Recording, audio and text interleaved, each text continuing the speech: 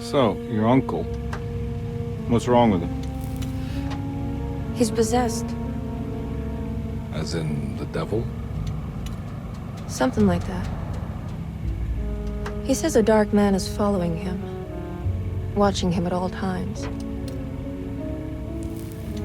What do you make of it? It's nonsense, of course. But I'd be lying if I said it didn't bother me. You see, it runs in my family. Possession? No, Detective. Deteriorating melancholy. Practically every member of the Hartwood family is driven mad before they grow old.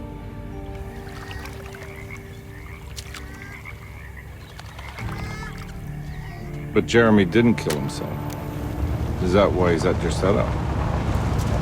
Despite being convinced that he is truly possessed, he decided to put his last chips on Dr. Gray and his psychoanalysis, figuring he might stumble upon some cure.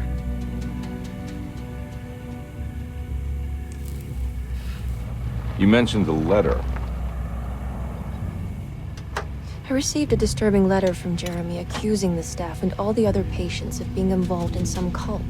And now they are also out to get him. Could it be real? Or is it all just in his head? It's a story he tells himself, Mr. Carnby. Anything to avoid the truth. Which is? That we're all terribly insignificant. That people mean so very little to one another. That there is no one out to get Jeremy Hartwood because he isn't worth getting. Here we are.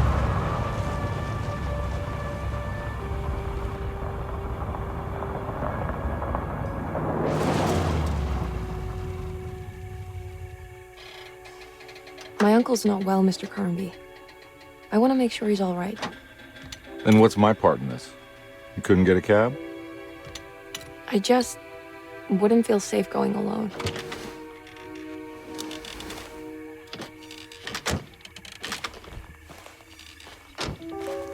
Did you bring a gun? Yeah. You think it'll actually come to that? No. But you might need to wave it around depending on how agreeable the staff will be. What exactly are we gonna do when we find Jeremy? I don't know. Let's just find him first.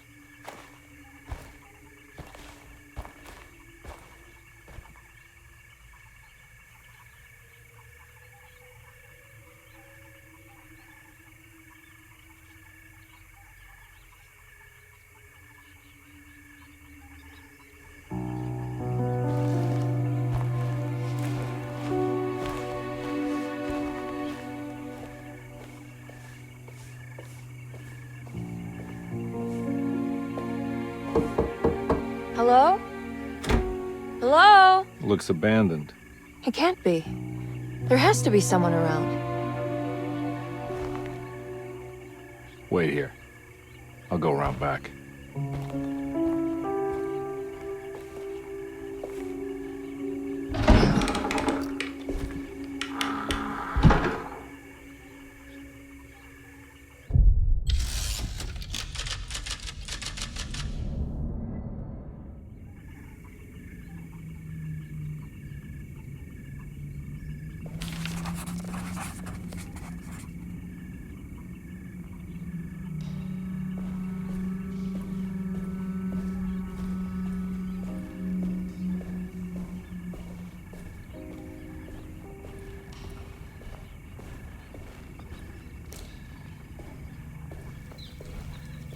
It's too dark in here. I can't see anything.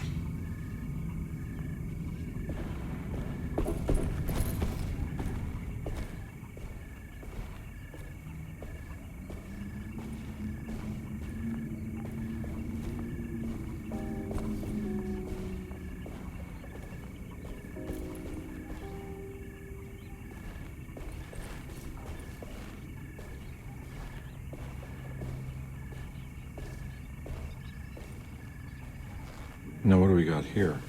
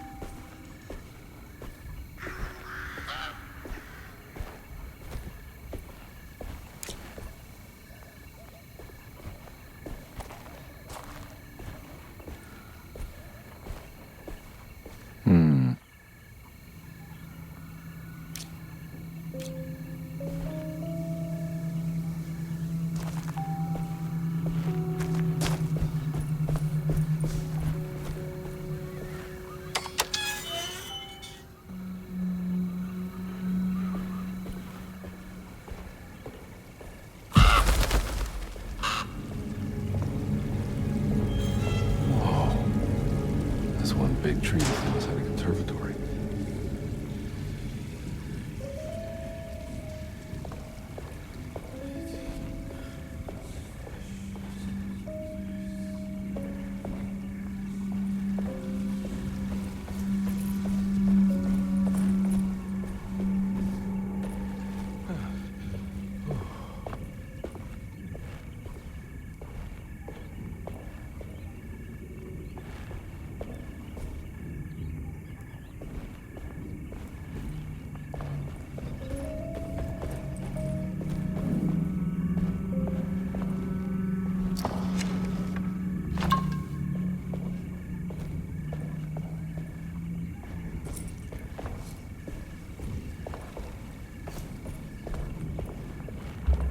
I need the key.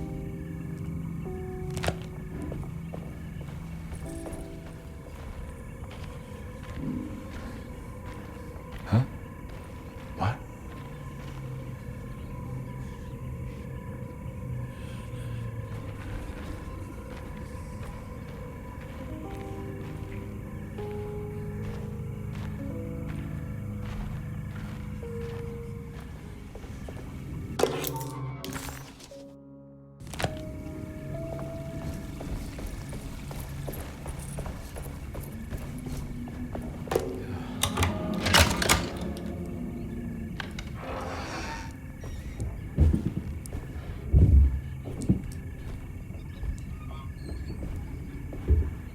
Don't mind if I do.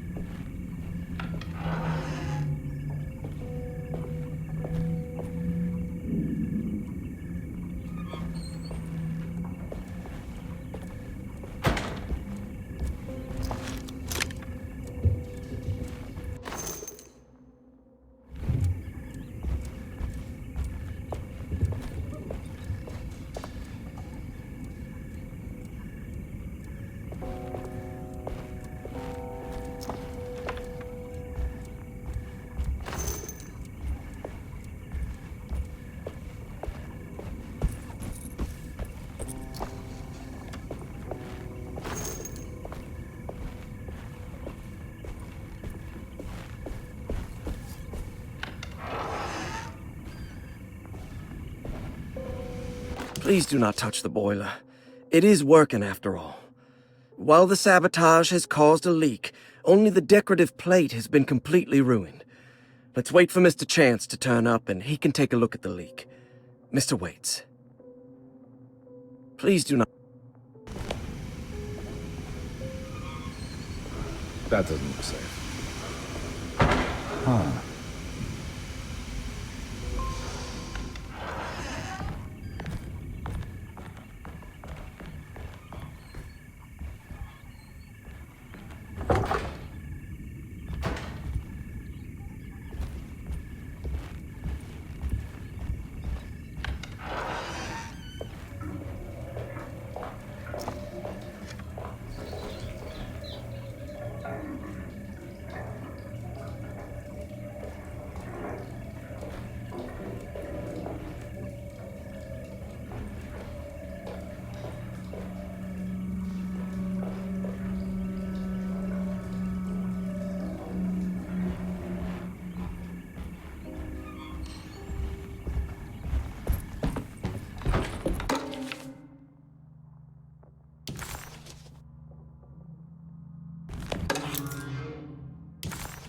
Nice.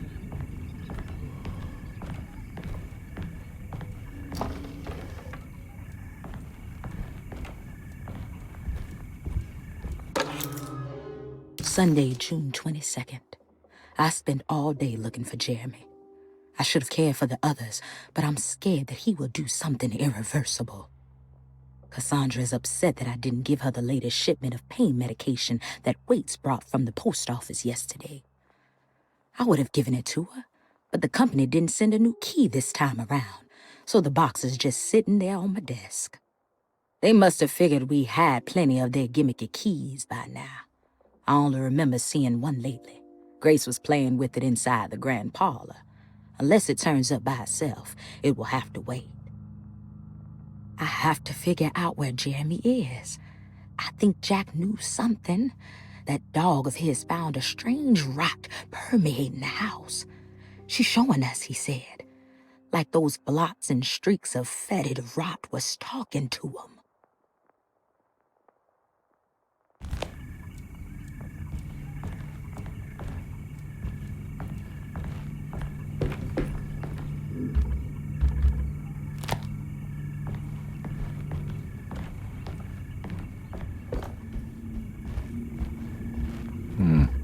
I need the key.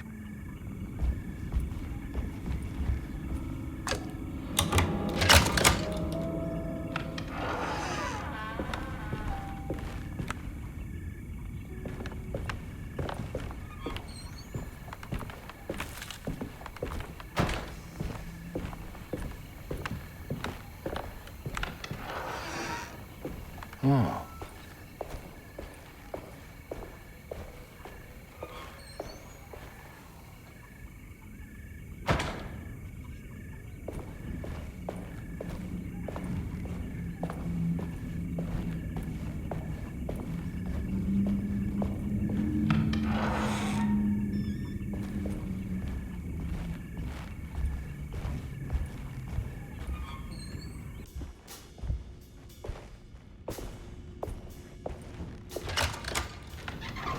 Thanks. What are you doing? Who are you? Whoa, pardon me, excuse me. My name is Edward Carnby, private investigator.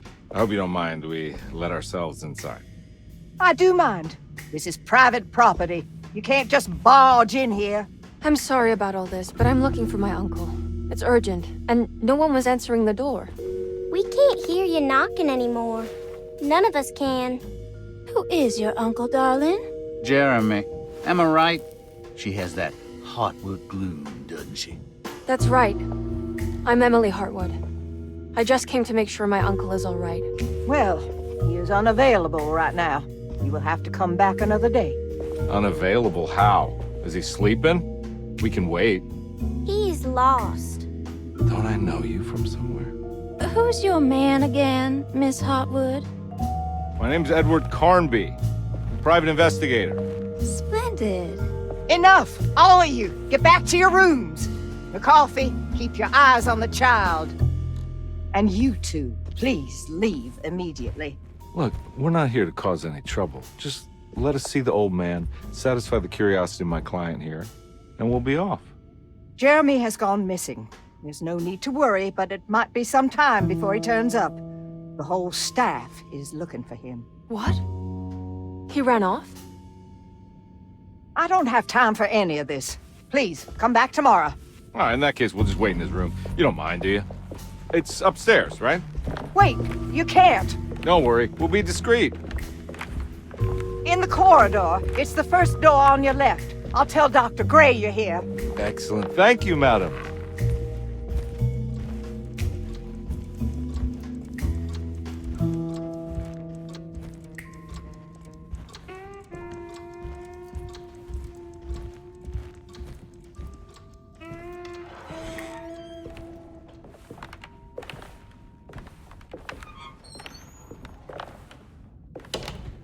All right, here we are. Let's look around. See if we can dig up any clues.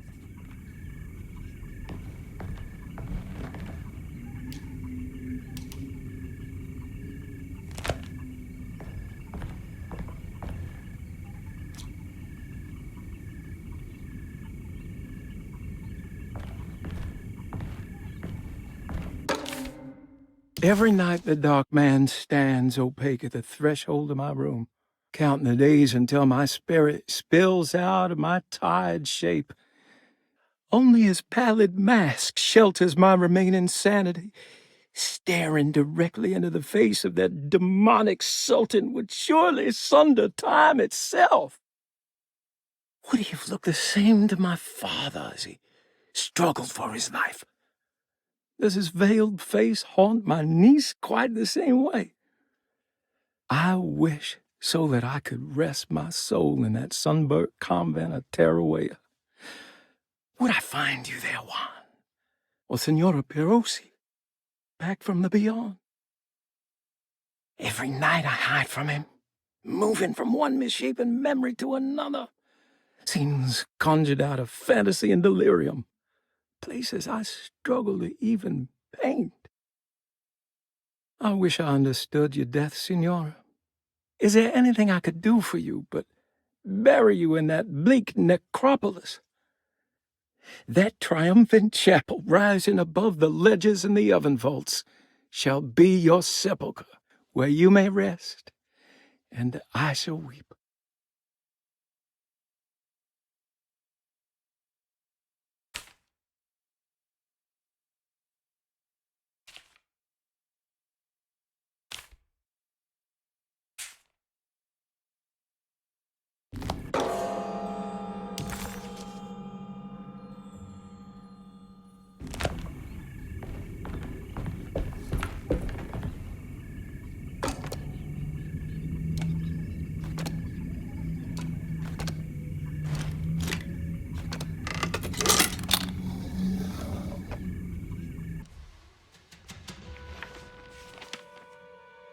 Hey, you know anything about this? Looks like some sort of talisman. No, I don't. Oh, help me out here, will you?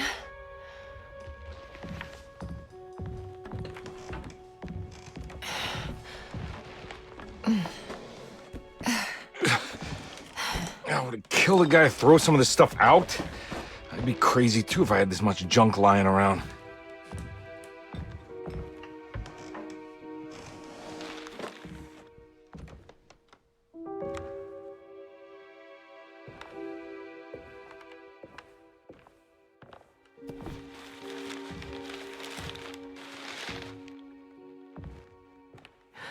Oh, wow.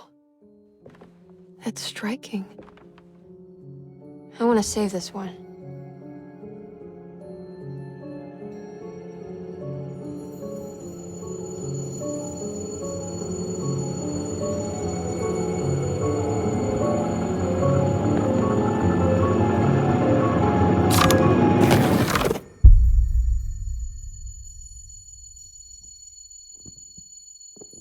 All right, come on. I want to go see Dr. Gray.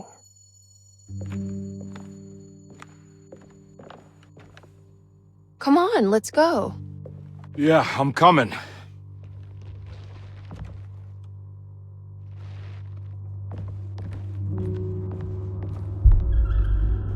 Miss Hartwood. Emily?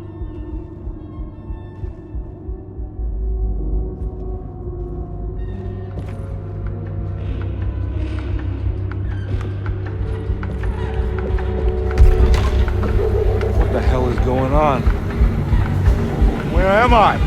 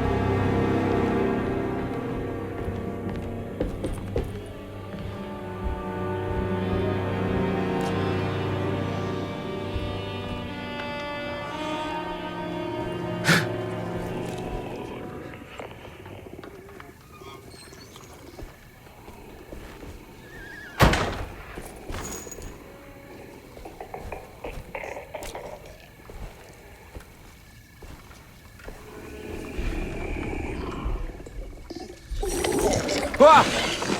Yeah.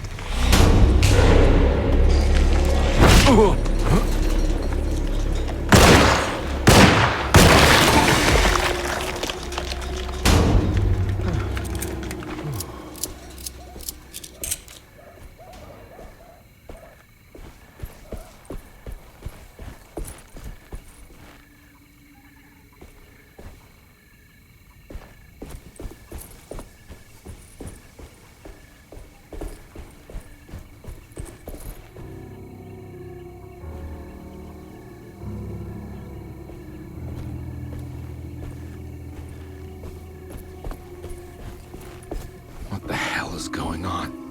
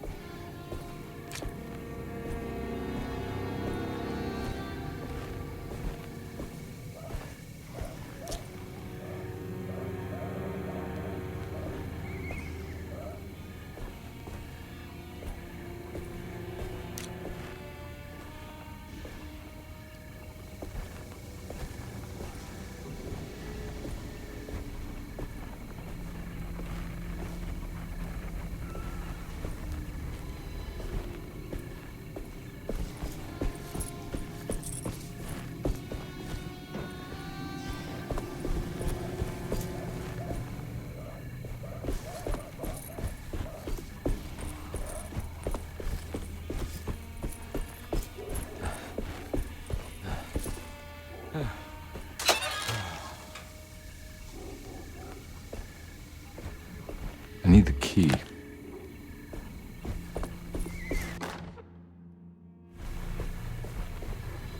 I can't go that way.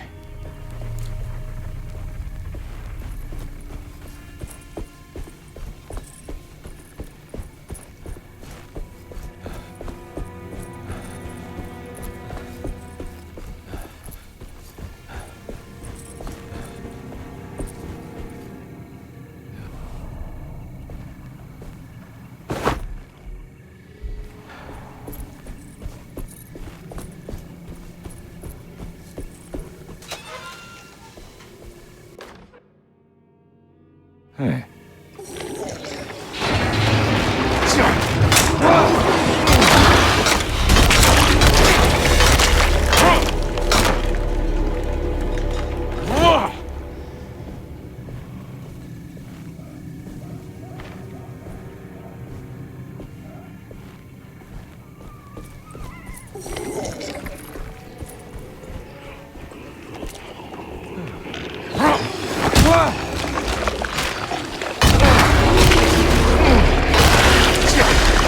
My weapon broke.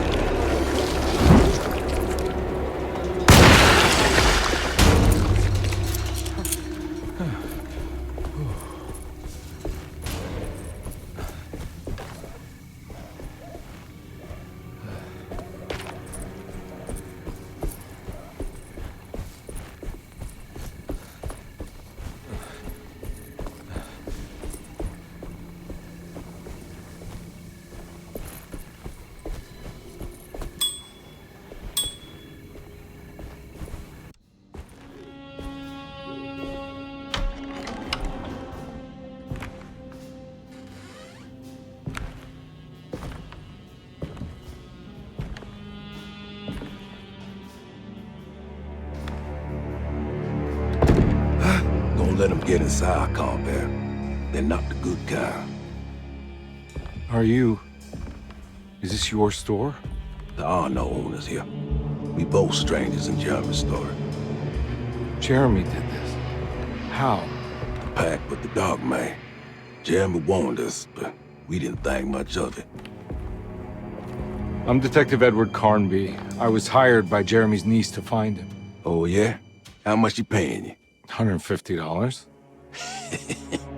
She's sure getting her money's worth tonight. Are you a thinking man, compare? No, not if I can help it. You know, I think Jeremy's hiding in a way we can't find him. He has this juju necklace that guides him. The talisman? That's right. It's some magic charm he got from Miss Jackson down the street. The voodoo priestess? You know surprising things, compare. Yeah, the Mama Loa. Here, take the key. I locked the gate to save her place from all the ghouls and goblins getting inside. Maybe if you go there, you can find some clues to show you the way. Thanks. I'll have a look.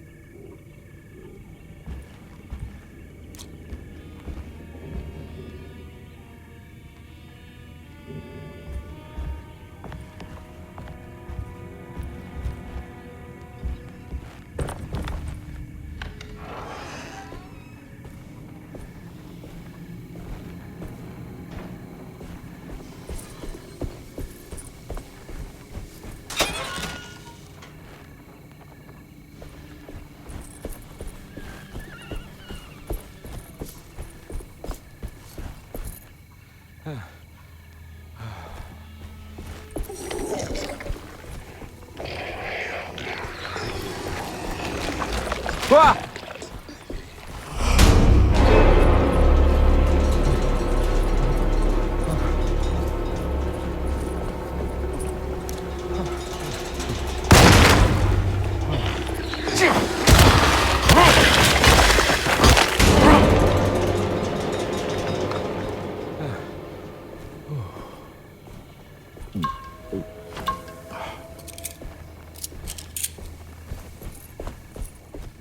Detective Conby hesitated to buy into the stranger's explanation, but it was all he had. Baptiste, this mountain of a man, seemed to suggest that this other world they had been pulled into was built from Jeremy's scattered memories. It sounded crazy to him, but Conby couldn't exactly deny the situation he found himself in. Baptiste believed Jeremy was able to move freely between worlds using a talisman he got from Miss Jackson, a voodoo witch doctor that made a good living from alleviating the rich from their ailments and their money. In hope to find Jeremy, or a way back to Derceto, Conby set out to investigate Miss Jackson's place.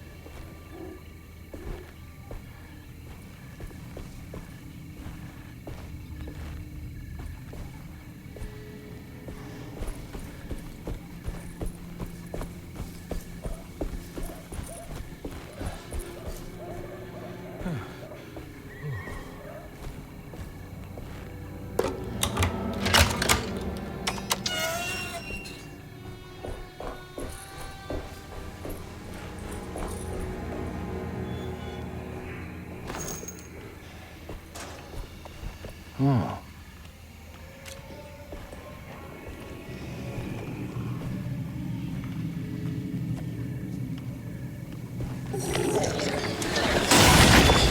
What?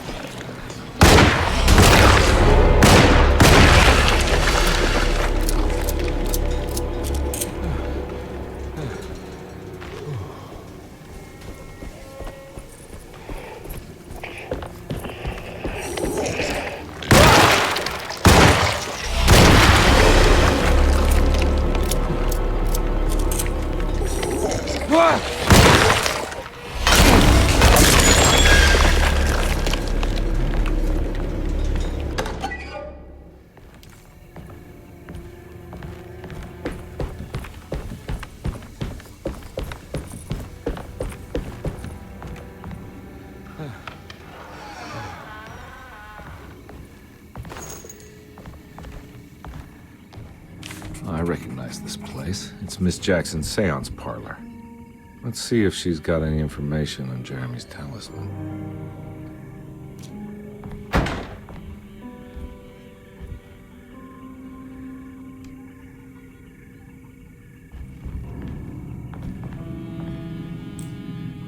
It's the talisman, like the one in the painting.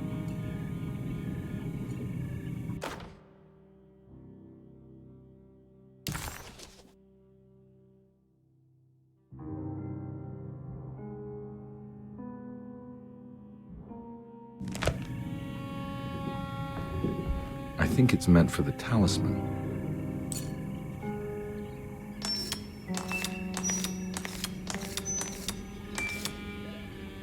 I think it needs numbers, like coordinates. Maybe there's something in Jeremy's notes.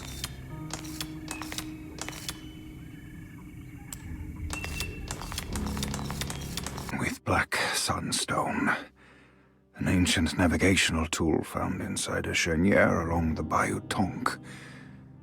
The old grave was uncovered by oil riggers and said to have unleashed a vagabond devil that massacred its finders. 3 numbers are needed to span a bridge between the scapes of dream and memory, according to Stern. Not where I want to be, but it's a start. 3, 5, 8.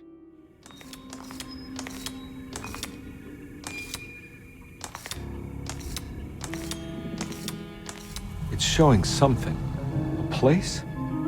Where is that? Huh.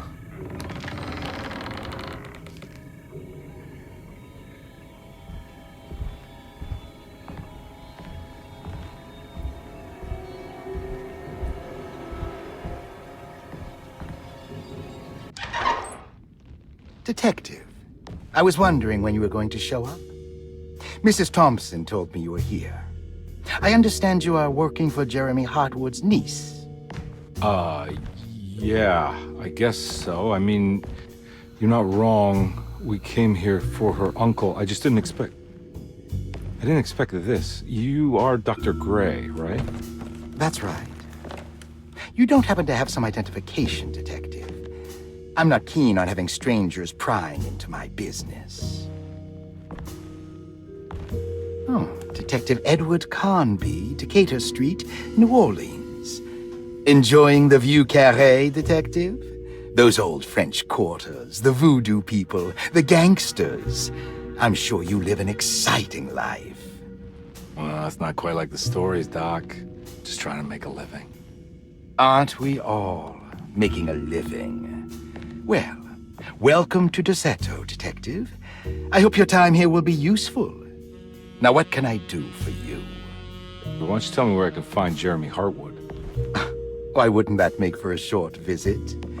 I wish I could tell you, but I'm afraid I don't know. A drink, Detective? Anything brandy. Oh, you do belong in the French quarters, Detective. Armagnac or cognac? You know, just give me the cheap stuff. I'm not much of a connoisseur. Having low standards is not a virtue, Detective. Let me see if I can broaden your perspective. What can you tell me about Jeremy?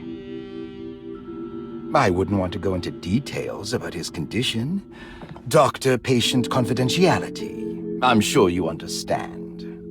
Sure, but he is crazy, and he's gone missing. Why? Here, try this. Ooh, it's good. Got a bite? It's called a sidecar. The trick is not to be afraid of the tartness of the lemon. Then, for goodness sake, don't overdo the triple sec. Okay, what can you tell me about Jeremy?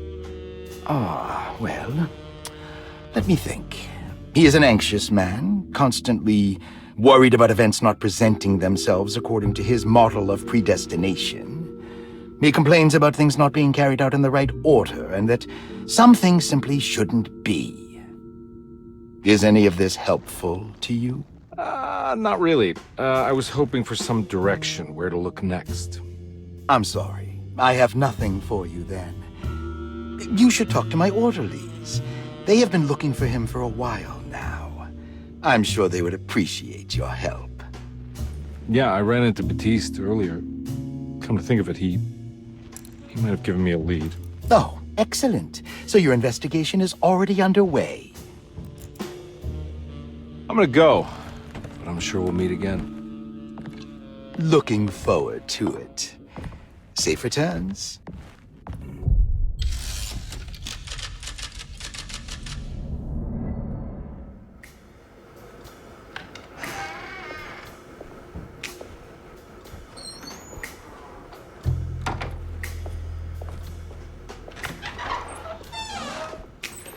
Detective Carnaby, where did you go? I was just talking to Dr. Gray. You disappeared. No, it's not what you think. Have you found anything strange going on here? Yes. Everyone is being incredibly evasive and I can't figure out why. No, I mean something you can't explain. Paranormal, even. Detective, I really need you to get yourself together. I can't do this alone. Forget it. I'll figure it out. Do you want to come see Dr. Gray? No, I want to try something out. With this talisman, I think I can follow Jeremy to the place he mentioned in the book. What was the name? Do you remember something Spanish? Tarawea. Yeah, that's where I need to go. Detective, are you gonna be all right? Yeah, of course. Go talk to Dr. Gray. We'll rendezvous later.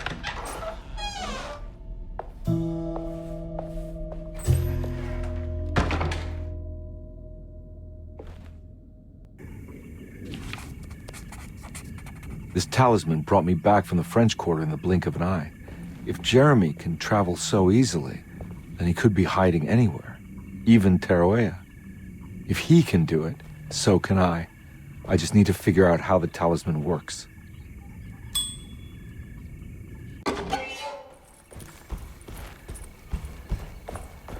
I'm not gonna walk out of this now. I need to help Emily save her uncle.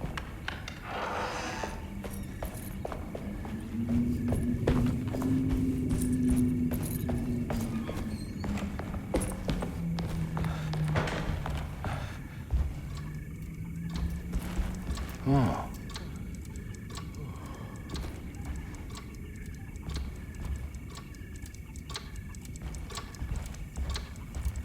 It's stained.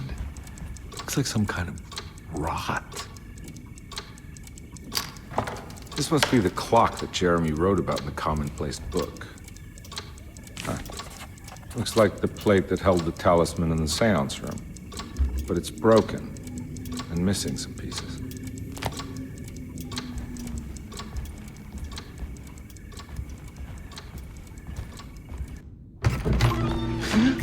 Yeah, sorry, Detective. Didn't mean to obstruct justice or anything. That's fine.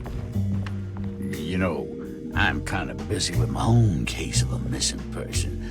I was wondering if you've seen Grace, girl about yay high? I can't say that I have. Why are you asking? Well, I'm looking for her. Is she in trouble? No. She's just hiding somewhere. We can't have a rascal like that running around unchecked at a time like this, you understand? Well, I haven't seen her. Well, let me know if you find her. I'll be around. I'll keep an eye out for your man, Jeremy. You scratch my back, Detective, and I'll scratch yours.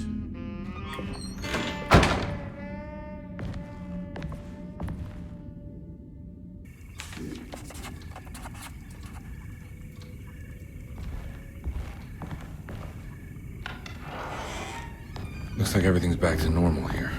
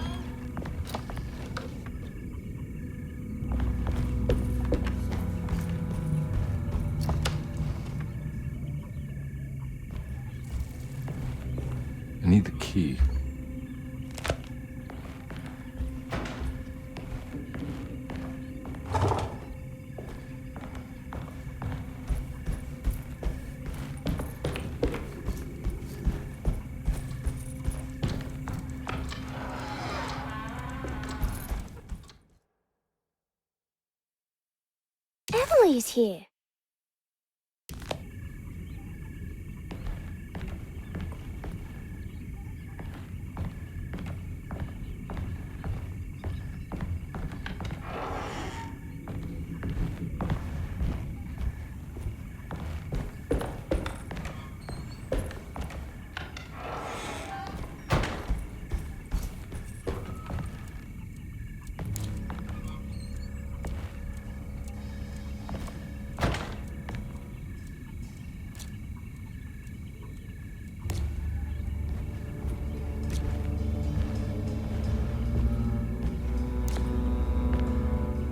McCarthy reminded Detective Conby of an old barfly he used to know.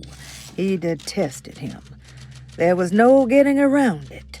McCarthy was going to have a hard time getting on his good side.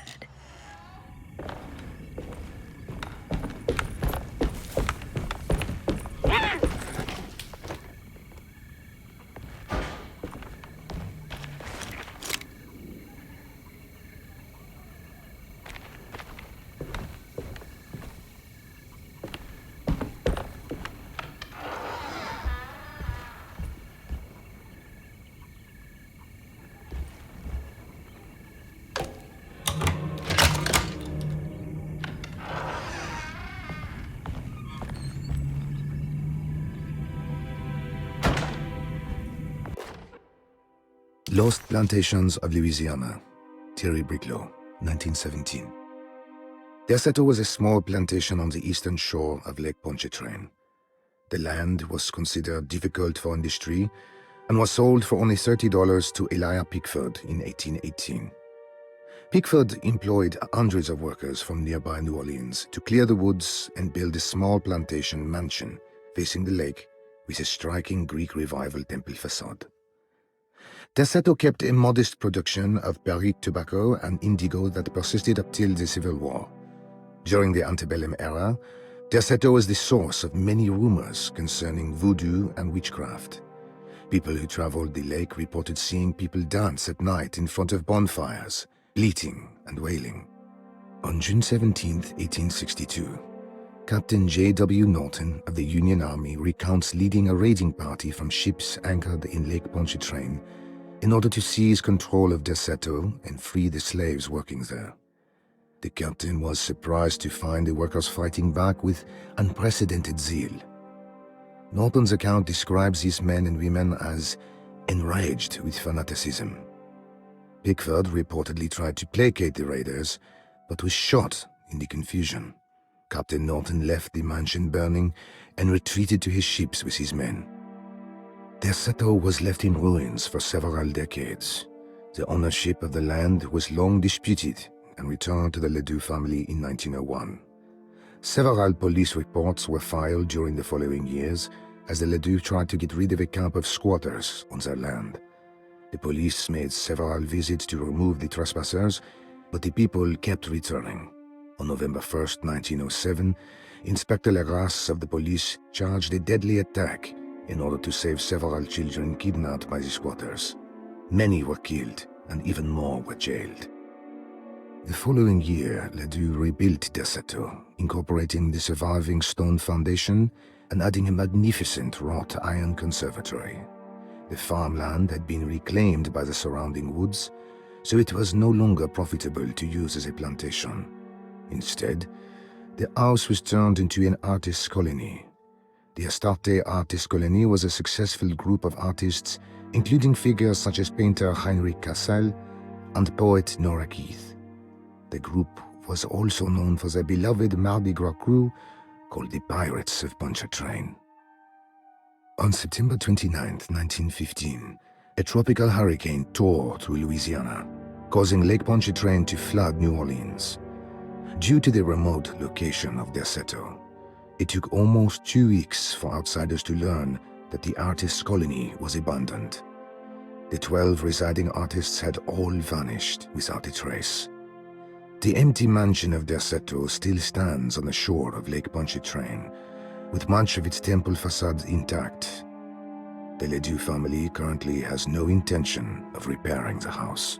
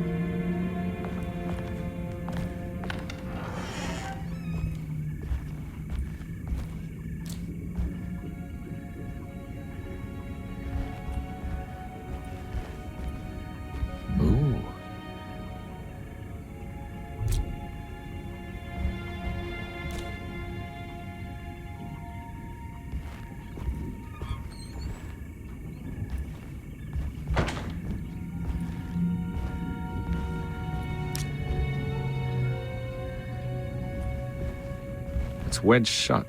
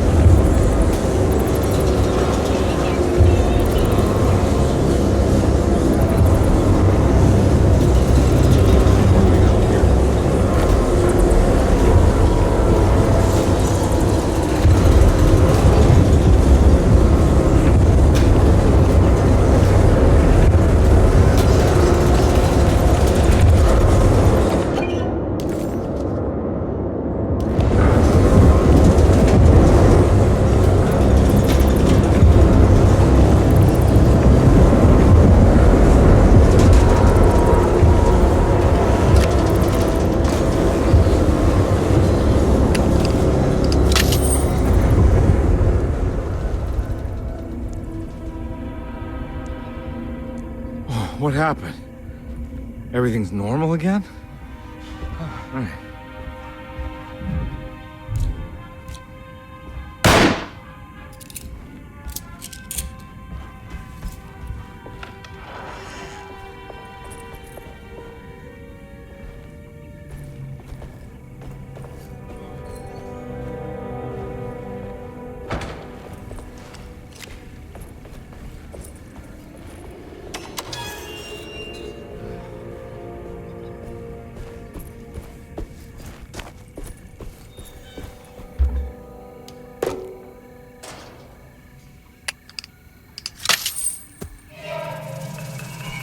Got it. Nice.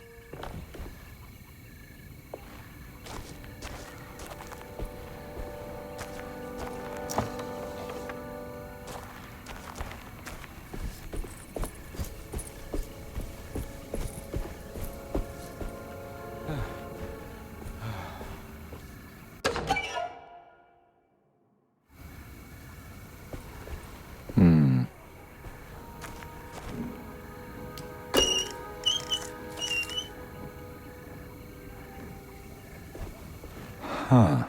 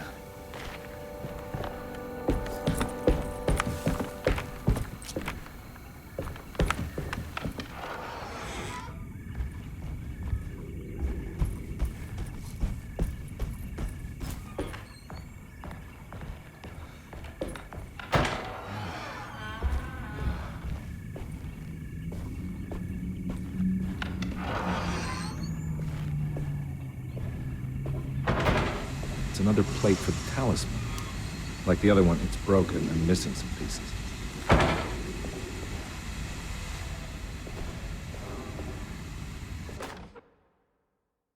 Mr. Waits. I saw a piece of the plate that Liza broke. I think she's been hiding them. She's not very good at it. She just chucked it into the little room with all the tools behind the boiler. I left it there. I didn't want to embarrass her by picking it up while she was looking. We went upstairs instead and played backgammon. I let her win, because she's so unhappy. The piece looked like the one on display in Cassandra's room. You know about that one already, right? Or is your eyesight really that fuzzy? I hope you don't feel bad about your glasses. You only look stupid when you squint. Maybe if you had more eyes, you would see these things. I wish you had all the eyes you needed. Your best and favorite guest, Grace.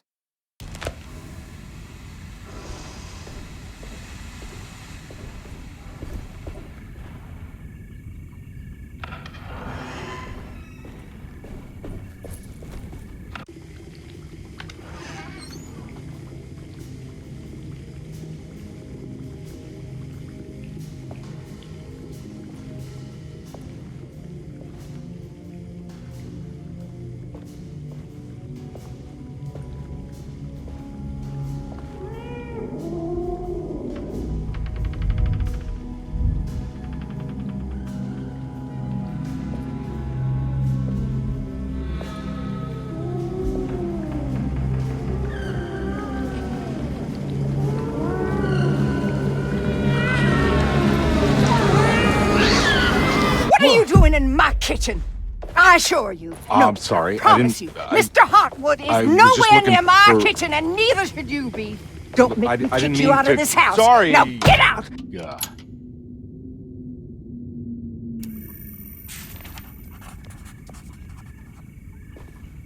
Conby was in shock, but also a little embarrassed. The housekeeper was furious to find him searching through the kitchen and had run him out of the room. There was something strange going on with her, but it didn't feel connected to the case, so he decided to stay out of her way.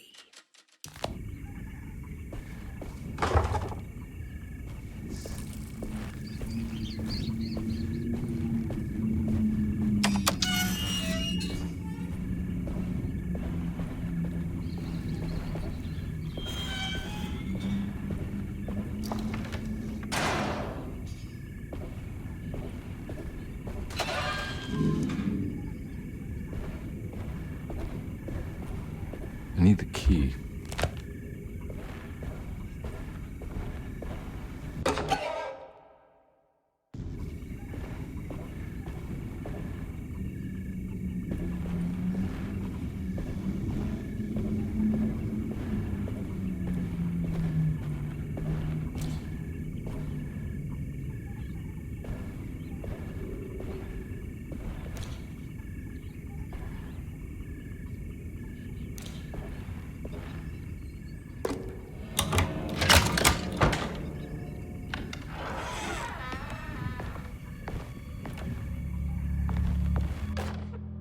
Saw your notice in the boiler room. You should know Mr. Chance won't be coming back. I got no business being in there myself, but you can take a valve from the wine cellar if you want to try to stop the steam pouring out. Be careful.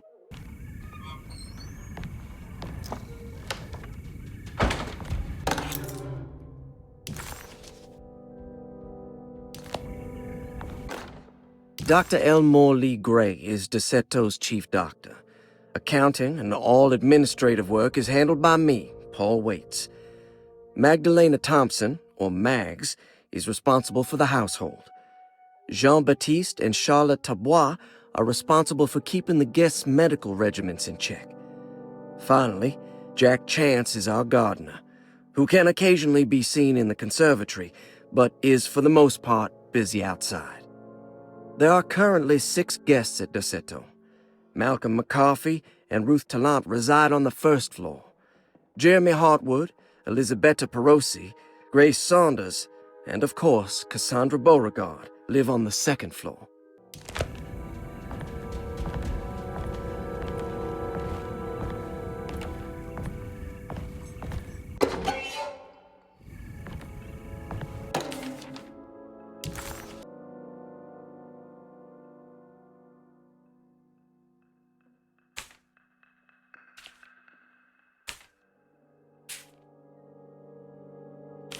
Looks like all the patients are accounted for, except for Jeremy.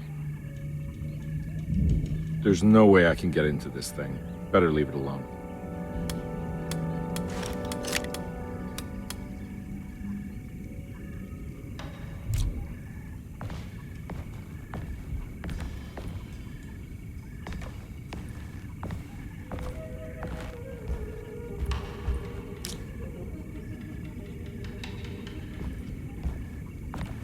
I need the key.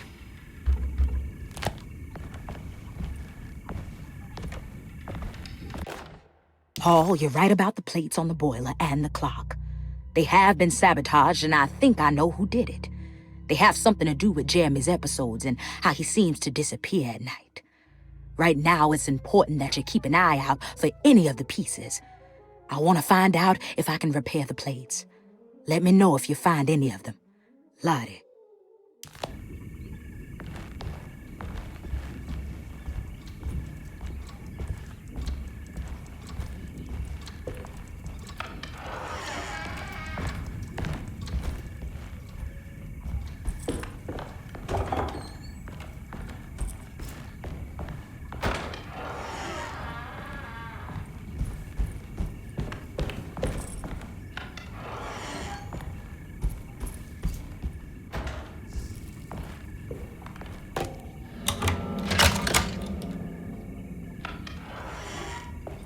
Huh.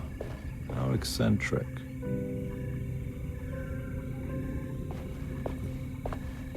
What are these symbols? Looks like alchemy or star constellations.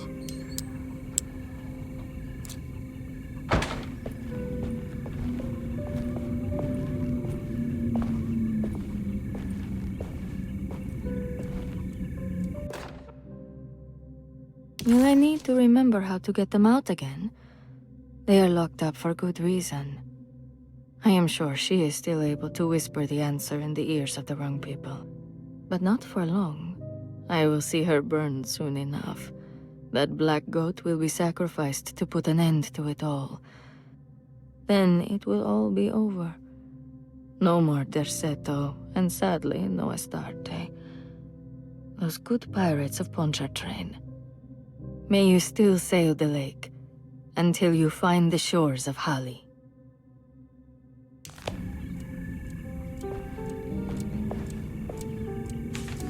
The Astarte Artist Colony. I remember hearing about their disappearance. Must have been 15 years or more now.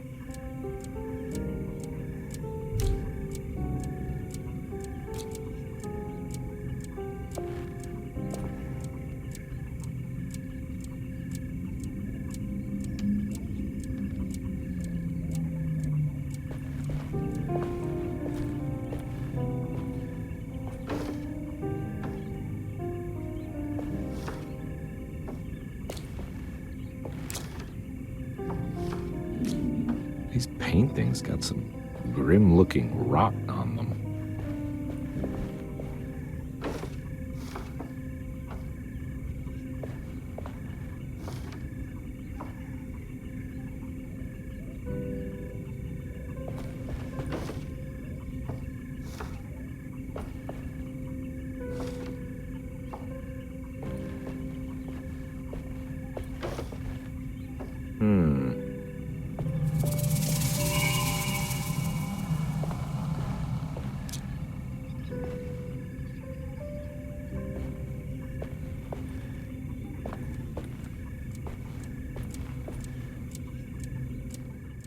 I did it! I crossed the thresholds to my intended destination without a focusing device. My talisman now knows these roads, and I have no need for the plates. I can find my way to Lafayette as easy as I find my own room. I visited the grave of my father and seen the oven waiting for me. Thank you for opening these doors. I now must summon my courage and go back to that hateful mound outside the oil rig. I hope you'll be feeling better when I return. Jeremy. The simple astrology cipher was a favorite among the artists who lived in the house 20 years ago. They easily turned into numbers when needed, but also acted as signatures for the members, as there were only 12 of them. There's no way I can get into this thing. Better leave it alone. Will I need to remember how to get them out again? They are locked up for good reason.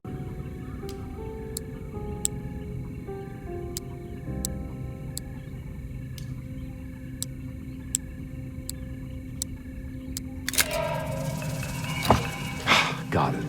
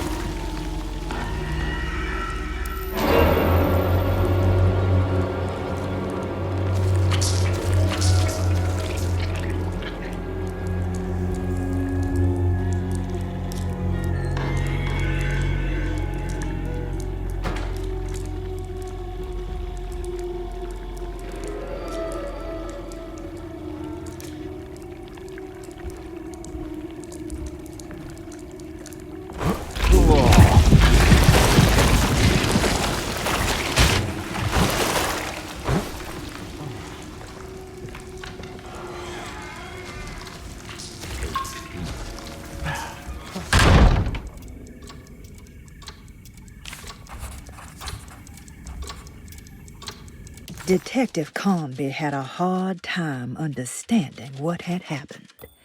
It did feel similar to when he was pulled into the French Quarter, but with less power and purpose. Did he cause this, or was it something else? What the hell is going on? I think I've seen this somewhere.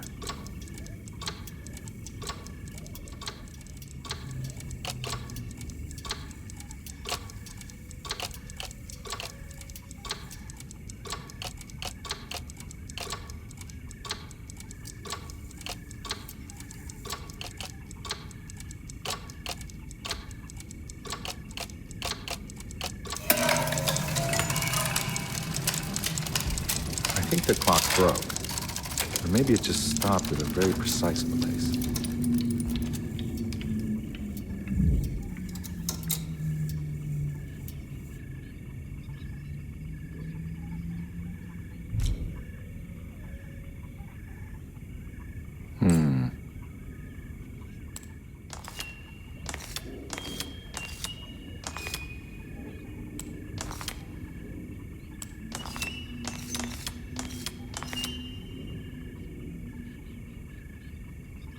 There's a picture in the black glass. It's showing me something.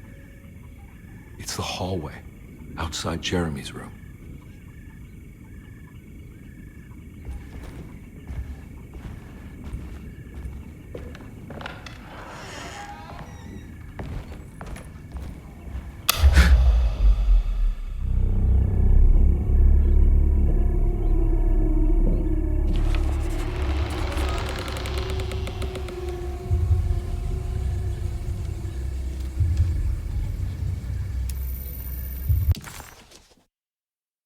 As his pride faded, Detective Conby was left with a feeling of unease. He had successfully managed to enter a whole new world.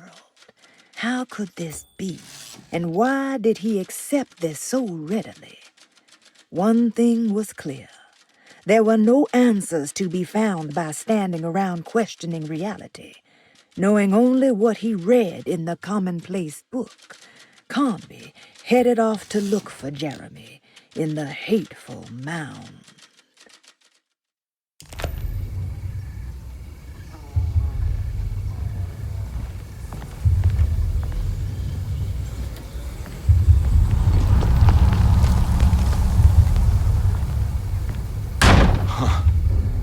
I made it. I entered another one of Jeremy's memories.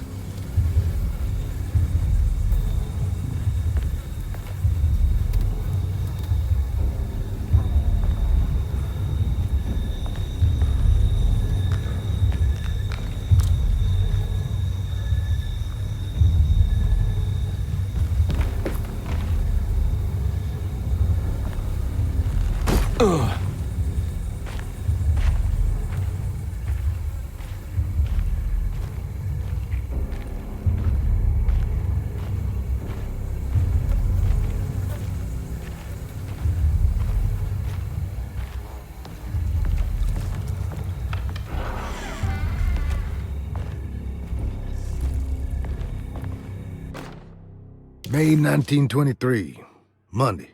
All okay, ready for delivery. Maintenance.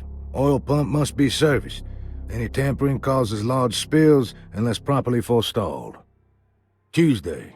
Shipment delayed but delivered. Maintenance. Service bridge close to broken. Wednesday.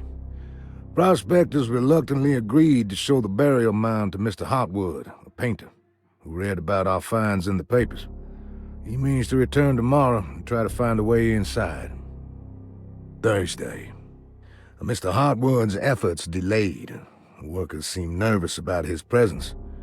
Hotwood promised not to return to the compound. Instead, he has taken up an offer by L'Officier, the riverboat captain, who means to pilot him to the site tomorrow morning. Hopefully that's the end, and work can resume. Maintenance. Bridge from the oil tower to the bayou has collapsed. Sabotage suspected. This is the devil that guides us now.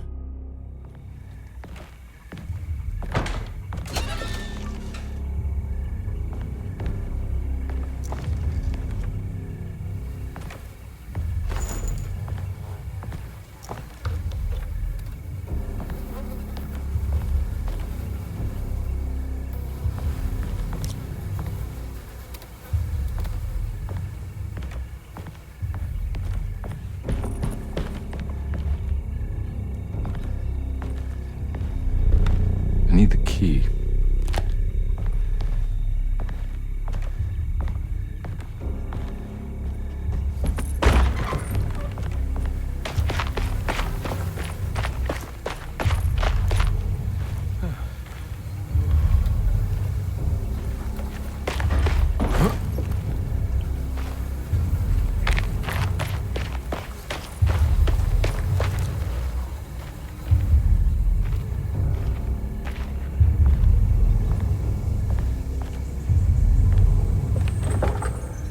Locked.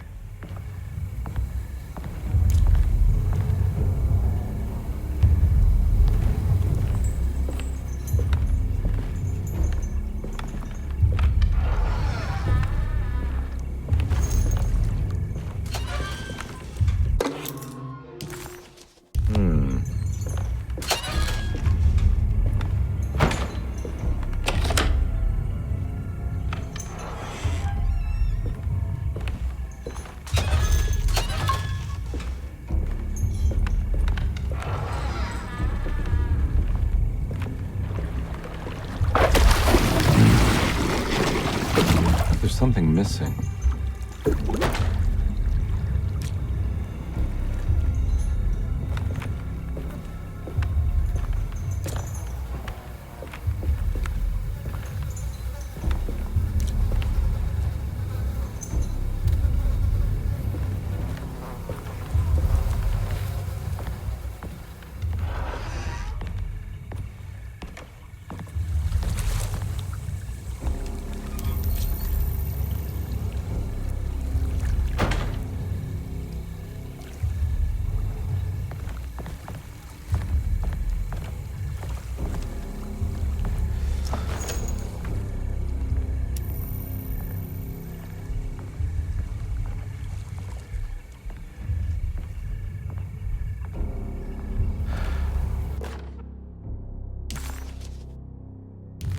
Got it.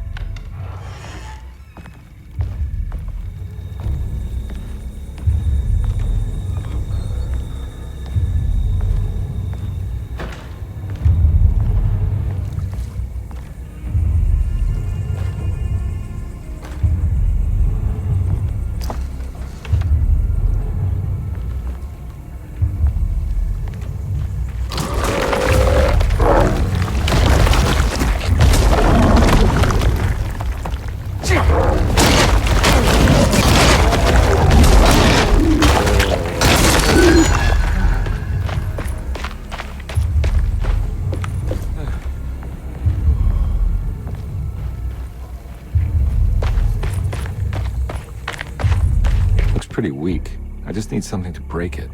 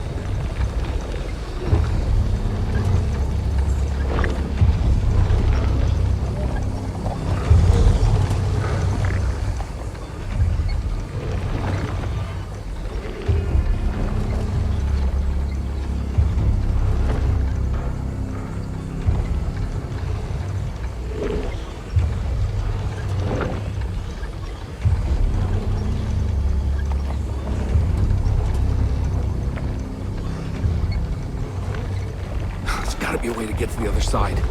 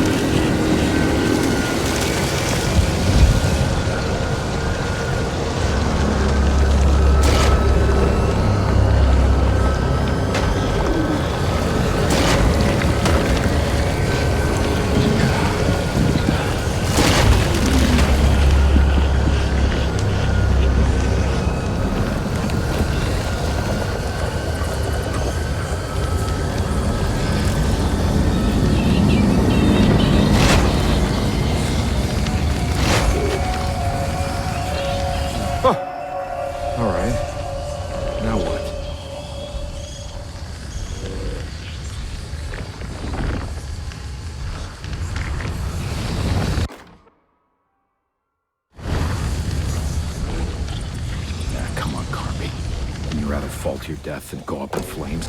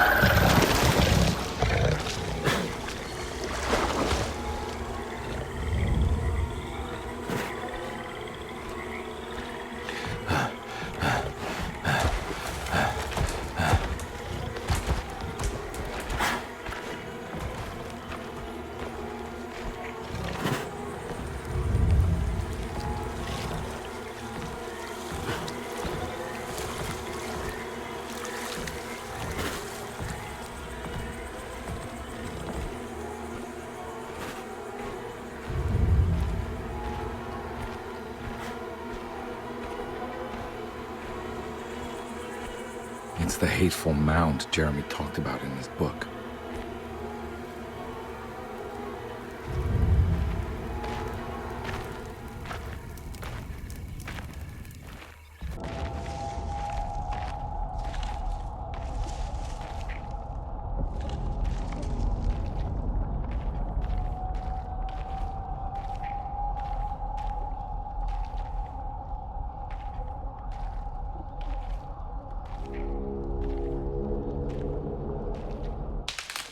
Don't come any closer. I'm armed. Get that thing out of my face. Who are you? What are you doing here? I'm just a detective trying to find something called Tarawea. You're after Jeremy too? Why? I'm working for his niece. She wants to make sure he's all right. He might be unharmed, but far from all right. He's a curse upon Derceto. Here we go again. Quiet.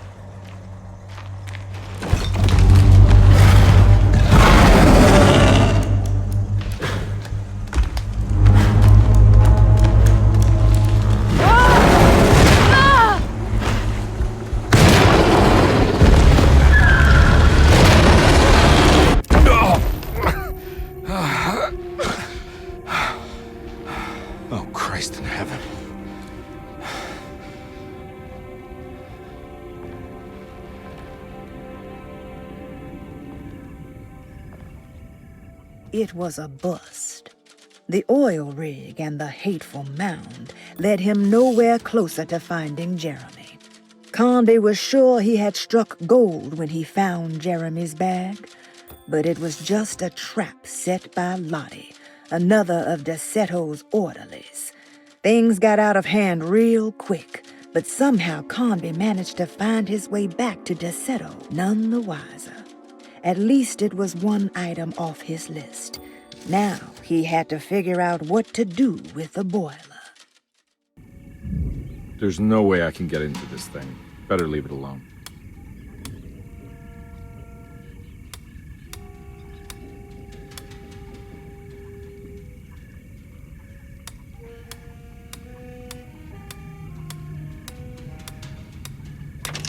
Hey, what do you know? I guessed the combination. Oh, detective card. You beautiful bastard. How are you this good?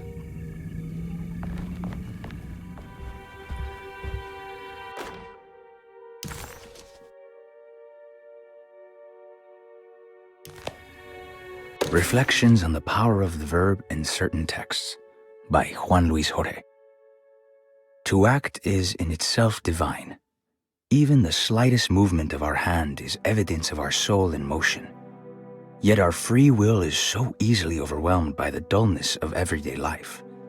Our actions become rote and rigid, in spite of luxury and comfort. True divinity is found in the choice of leaving the stage where we all perform.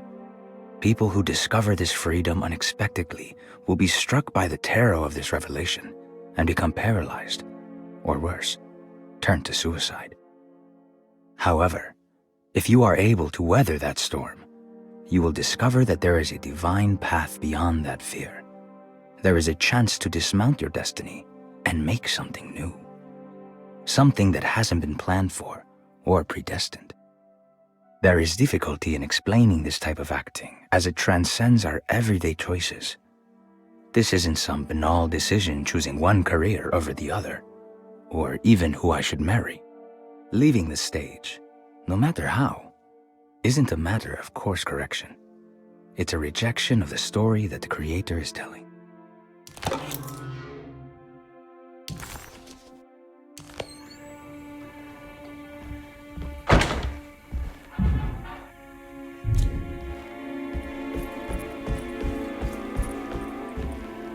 It's wedged shut.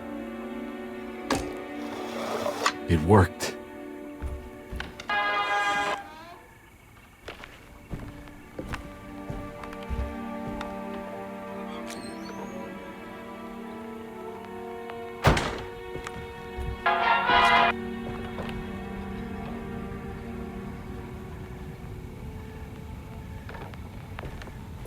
I don't think I have everything I need.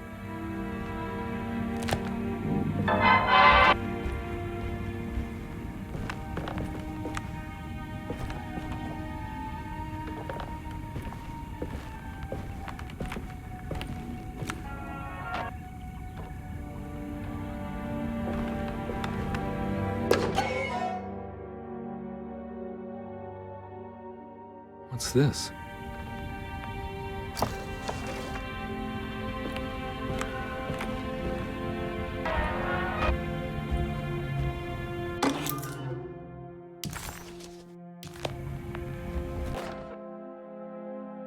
The Barlow lens. Instructions.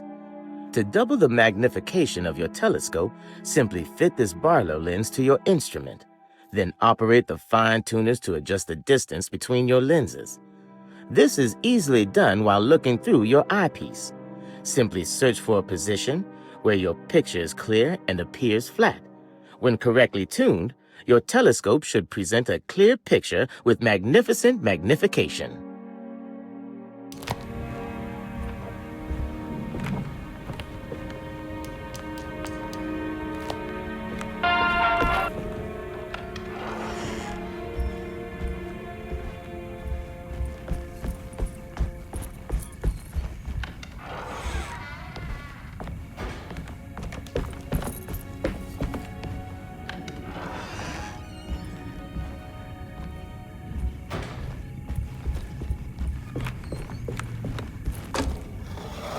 It worked.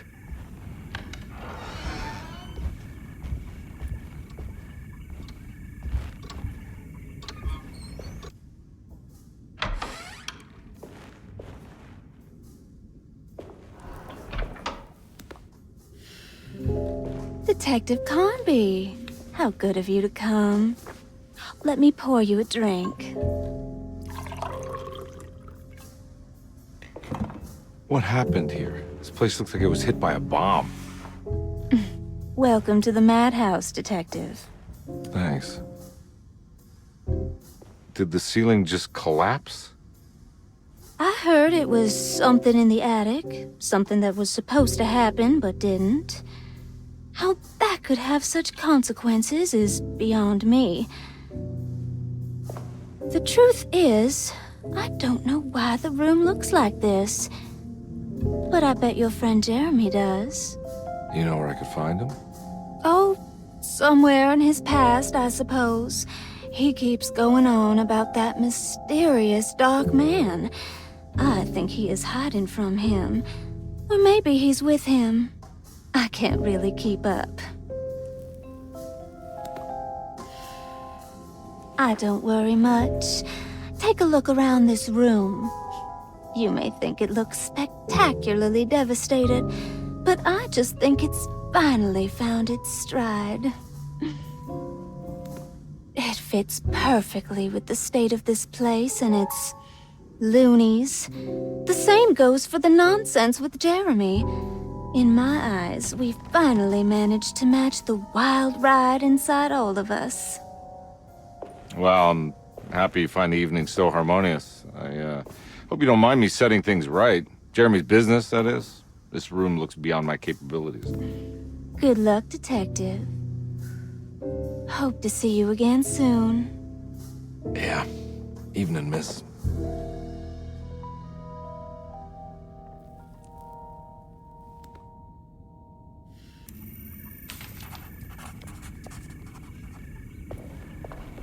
Ruth seemed like a handful. Her talk about Jeremy and the Dark Man made it sound like she might know something of importance. But ultimately, it felt like a dead end.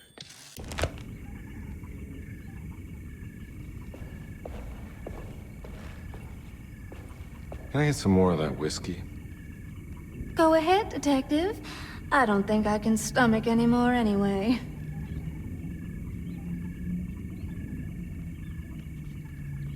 Am I bothering you? On the contrary, Detective, I enjoy watching professionals at work. Well, I better get going. Bye now, Detective. Don't take any wooden nickels.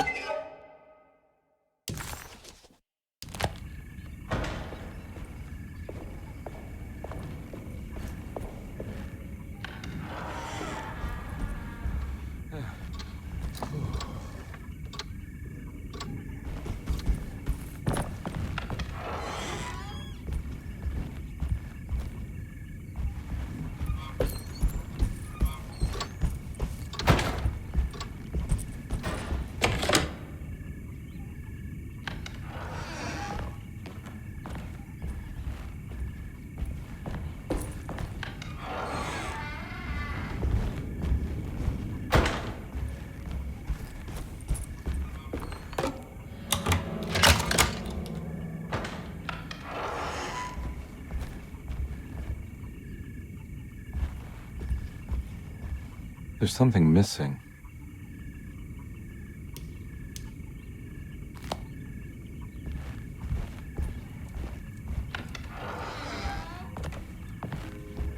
This must be that kid's room.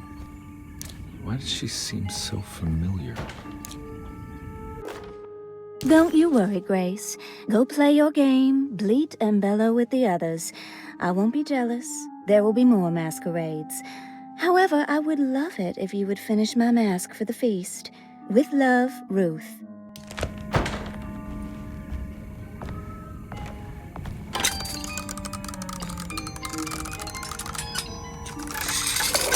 Huh.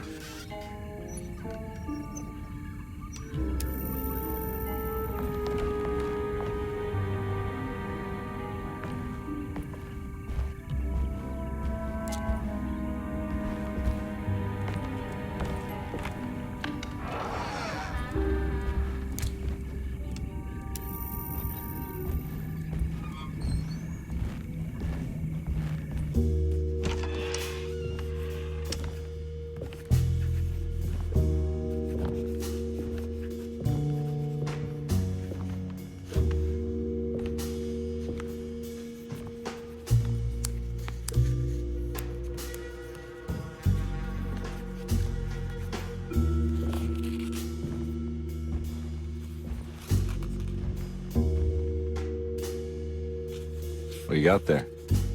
You drawing something? Nothing special. I'm just bored. Do I know you from somewhere? I remember you, Mr. Conby. From where? Don't touch that. Cassandra wouldn't like it. She wouldn't like it at all. Do you know where she is? I'd rather not talk about it. It makes me upset. Besides, she'll be back after the Feast of St. John. You think? Yup. It's all on the page, Mr. Conby.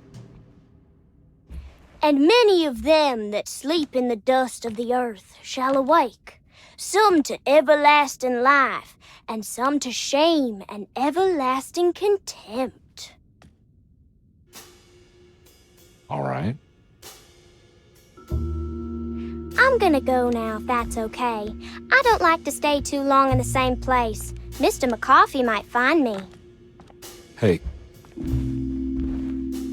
Is he mean to you? Not everyone needs to be saved, Mr. Conby. You should know that by now.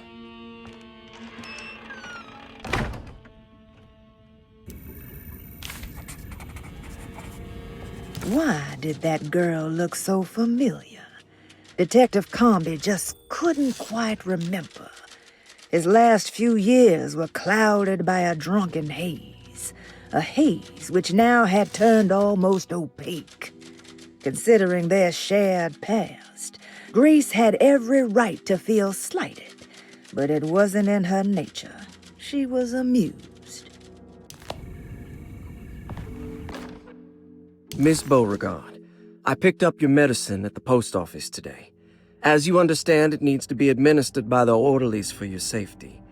I've put the box in Lottie's room for now, and I'm sure she will find you as soon as possible. Mr. Waits.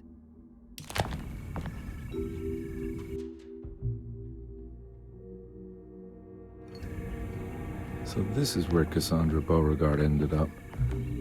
For some reason, there's more of that rot again. Like it's guiding me to do something. But what? I don't think I have everything I need. If I find the full set of bottles, then maybe I can make something out of the stains of rot. It's another one of those strange padlocks.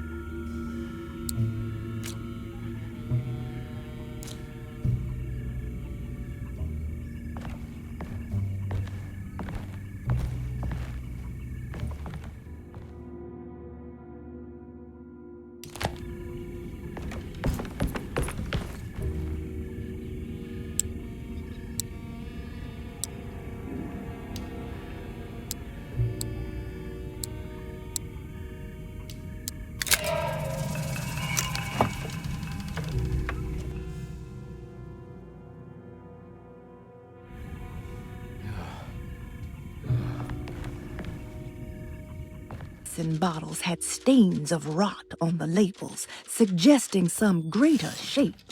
They just needed to be put in the right order. But for what purpose?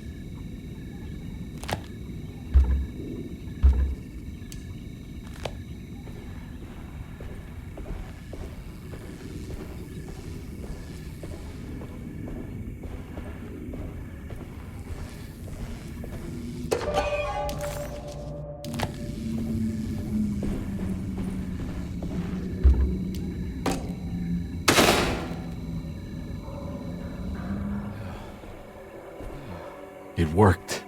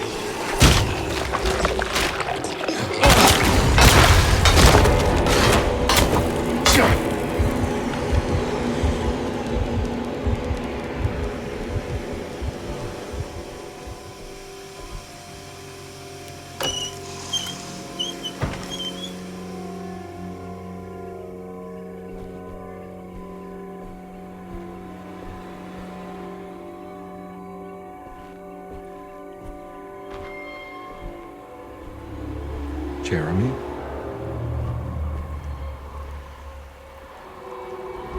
What the hell is going on here?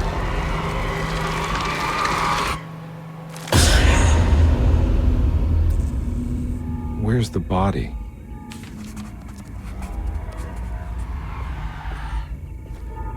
Conde didn't know what to make of the grotesque vision of the dead clerk. Was he dead, or was it all fiction?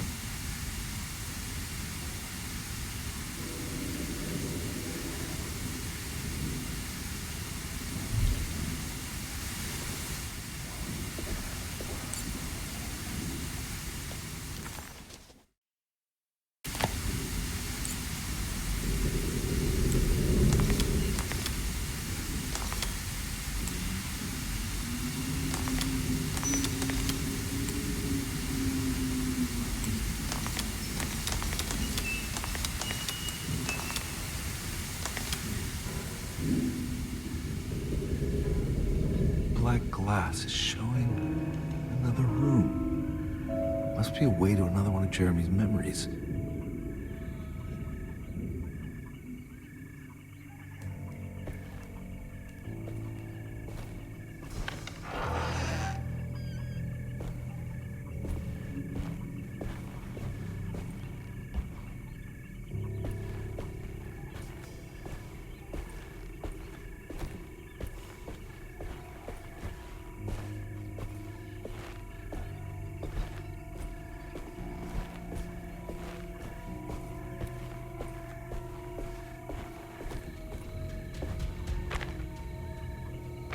I knew it. I knew it would work. You're getting good at this, Carnby. Maybe a little too good at this.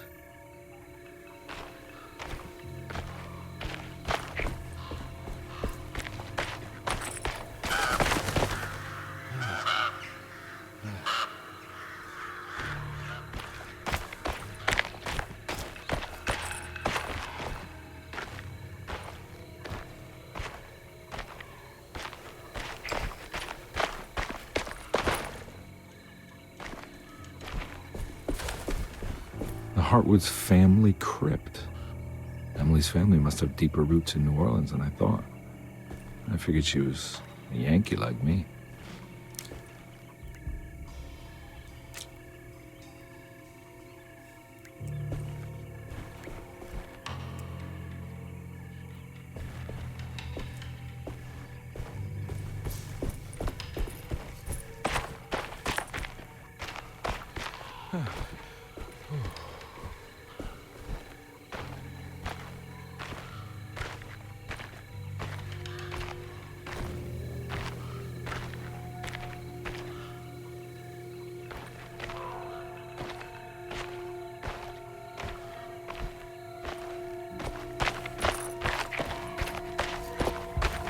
Now, what do we got here? There's something missing. What's this?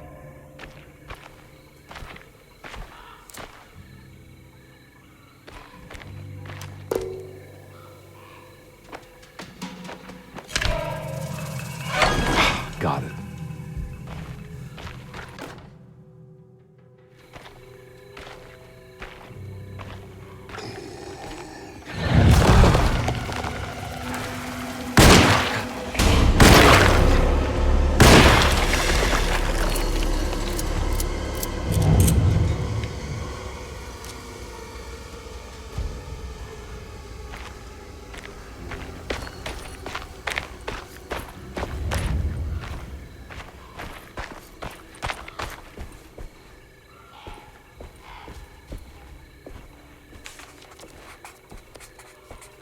It was the chapel Jeremy had mentioned in his book. With a bit of luck, soon Carnby would be able to catch up with the old man. He just needed to find a way inside the chapel.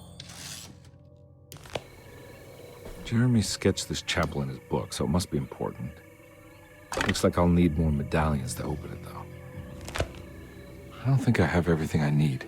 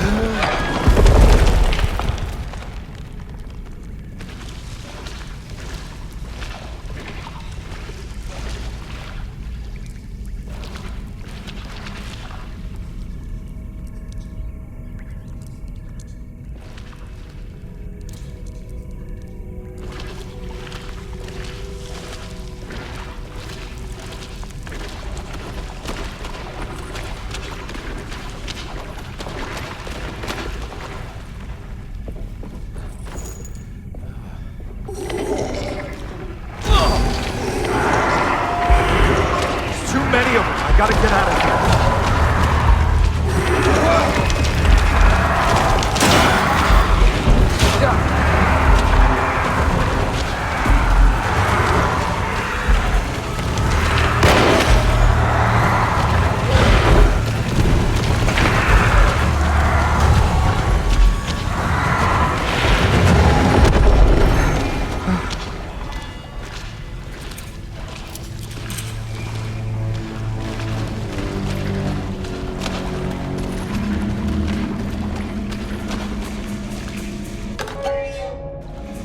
Got here.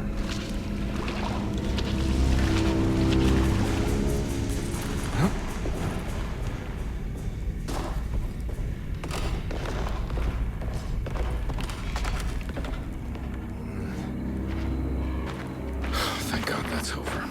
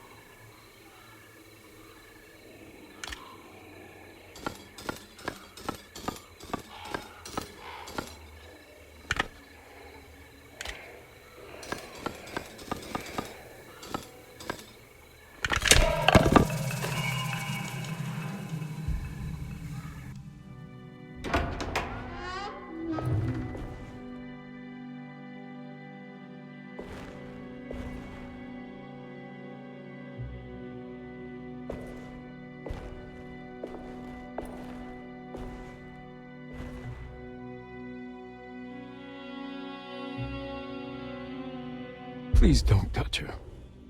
Jeremy, what are you doing here? Everyone's looking for you. I know, it's all a big mess. No one understands. I'm just trying to keep evil at bay. Just for a little while longer. You've got to come back with me. Your niece is waiting at Derceto. Emily? Why would you... My letter. I keep making it worse. What is going on, Jeremy? How is any of this happening? I made a terrible promise with someone. The Dark Man. Who is he? No, don't say his name. He can hear us. He's always listening.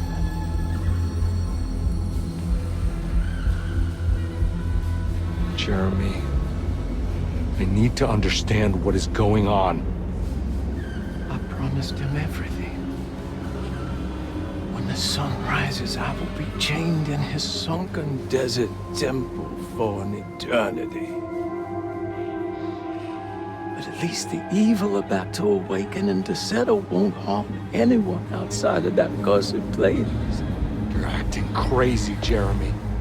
I want to help. There's nothing you can do. And what's all the business about Tarawea? Why did you want to go there? Well, I can't go there. I'm not allowed. But you wanted to. Can I go? Tell me, will it help me to break your pact? Is there something there that would help? Why would you give me hope? That's so cruel. Okay. Sounds like we're onto something here. What should I— Look out! Behind you! Run! Don't let him take you!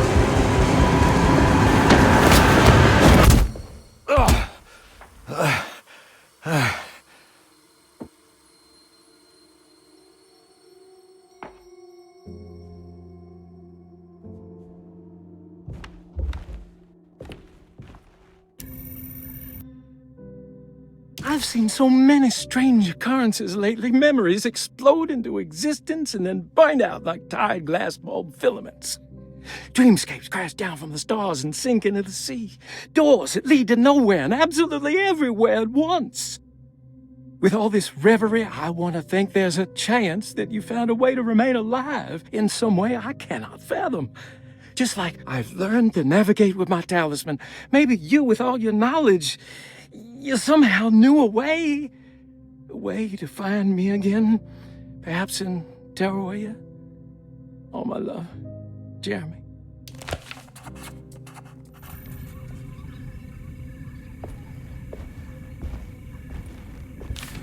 She's dead. No matter how she died, she looks peaceful now.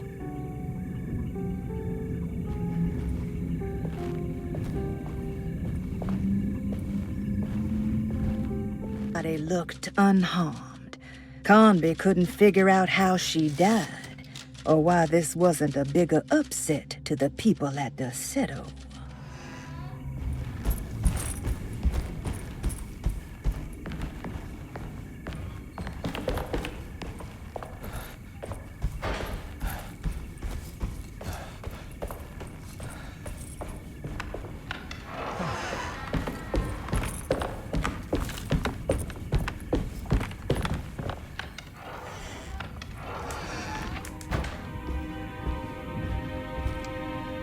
Now we're talking.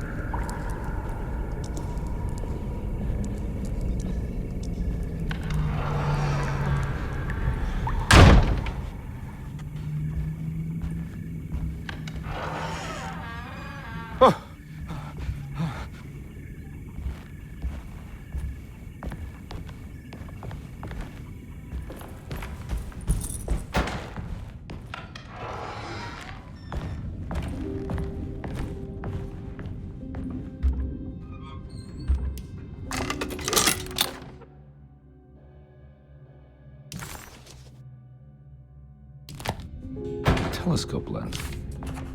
Why would he lock that up?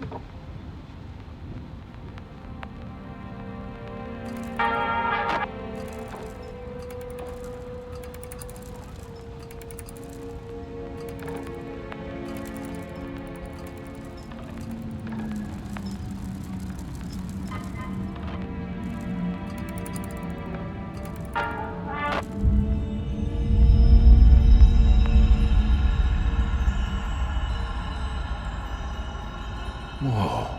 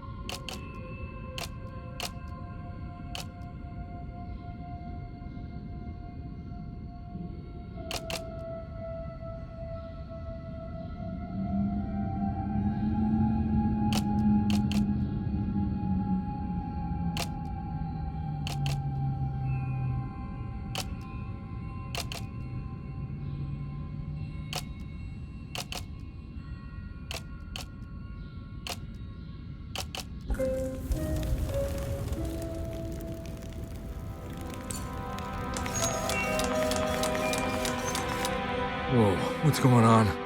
It's dialing in something all on its own and it's showing the way to another memory? Where is that?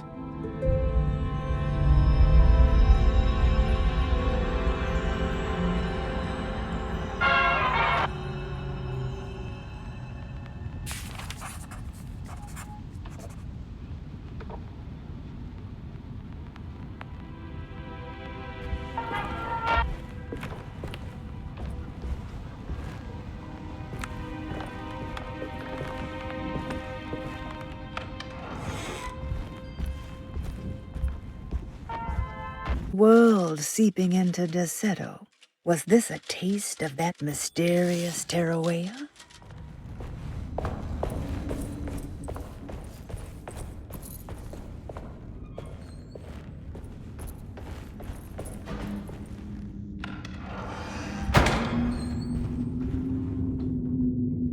Ugh. There's more of that aggressive rot.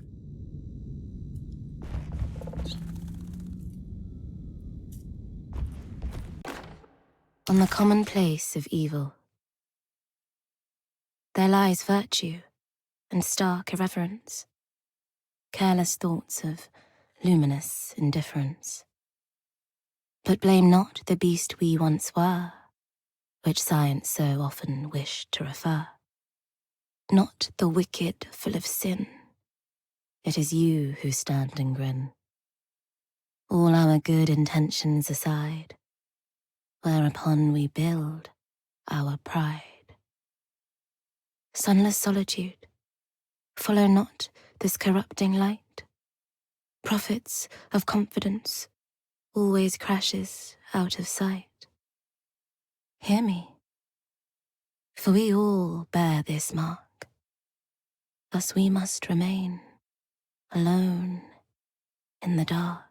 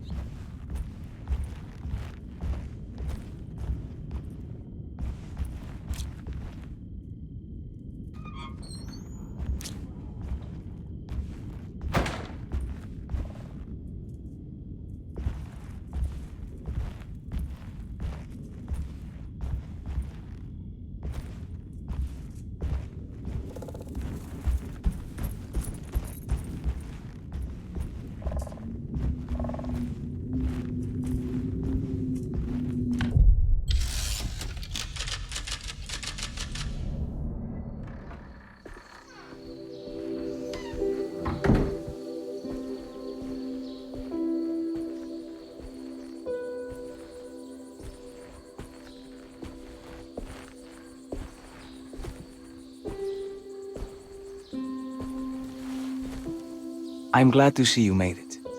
I had my doubts, but the hope you instilled has yet abandoned me. I guess this must be Terrawea. Who are you? My name is Juan Luis Jorge, and this is indeed the convent of Terrawea. You'll have to excuse me, but Yermi never got your name. The name's Edward Carnby. I'm a private investigator. You're not a patient, are you? No. I'm the author of a book that Yermi once found important. How does that work? Are you part of this memory as well? Is this even a memory? I think calling me a manifestation of Yermi's subconscious would be more correct. And so is the convent of Taroea. I'm a man Yermi has never met, and we are in a place that he has never been. Okay. So are you here to guide me or something? I have no more purpose than you do. I simply am. I will happily help you, of course, if I'm able. If you are already somehow part of Jeremy, why did he want to come here? Isn't he sort of here already? Yermi wanted to come here because it's a representation of his mind at peace. When Dr. Gray asks him to find his focus during his sessions, this far-flung convent is what Yermi imagines. He is under the impression that if he could physically come here, he would reach a perfect equanimity, a spiritual apotheosis. You don't think it would work? Yermi subconsciously knows it's just wishful thinking. He can't come here. Despite the pathways opened by the dark man between Derceto and Yermi's psyche, it's simply not possible. But I'm here. Indeed. It's a shame it's just another place for you, Detective. Otherwise, you could have become a Buddha. Always a bridesmaid, never a blushing bride. Am I right? Yes, I suppose so. You'll have to chase enlightenment elsewhere. So what's the next best thing? What can I do here? You should seek out the convent library and try to find the truth about Yermi's relationship with the Dark Man. It's the sort of knowledge he represses and is unable to reflect on. Will it tell me how to break the pact? Perhaps. At least you'll have something to confront Yermi with. Wait, why can't you just tell me?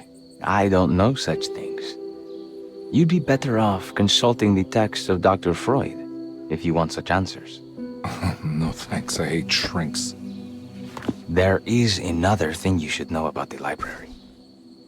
He is here as well. The Dark Man has been working his way through the text for a long time. He's here? How am I supposed to get past him? Be careful, Detective. Oh, jeez, just perfect.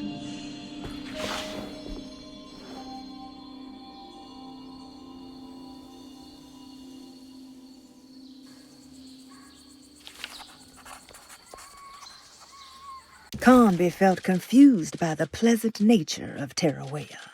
It was somehow uncomfortable to him. Juan, the sweater-wearing Buddha, wasn't helping either. According to Conby, people just weren't meant to be this nice and genuine. Best to hurry off to the library, he thought, and see if he could find information about Jeremy's relationship with the Dark Man.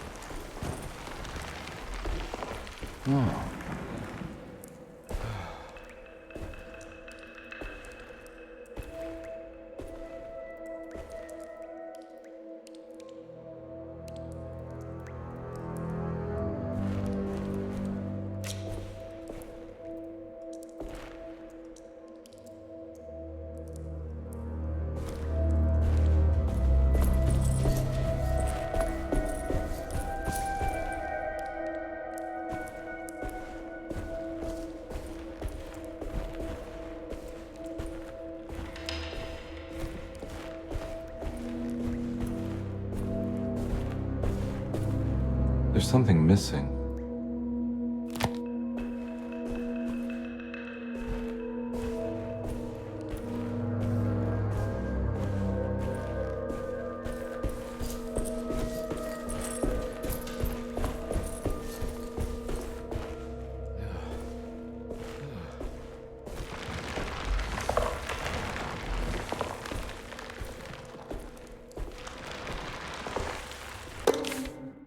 The great library was endless, beautiful, and terrible.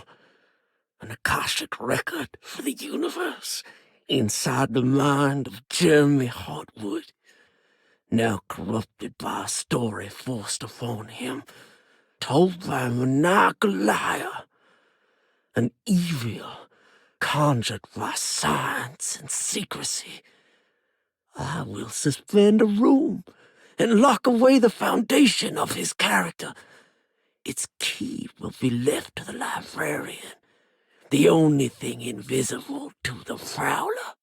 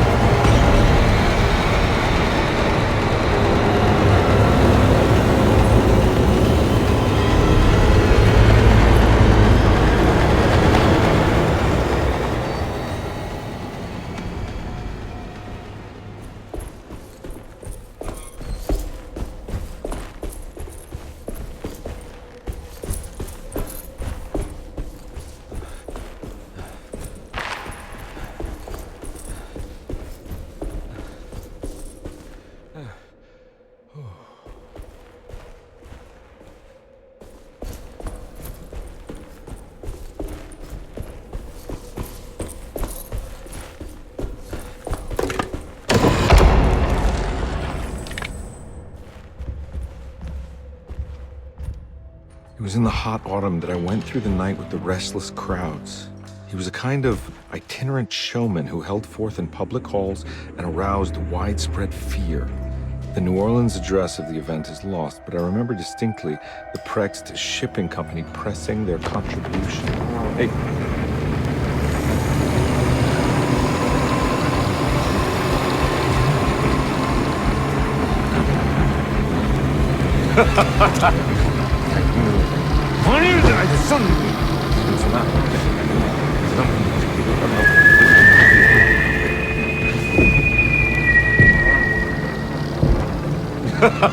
Detective! What? What?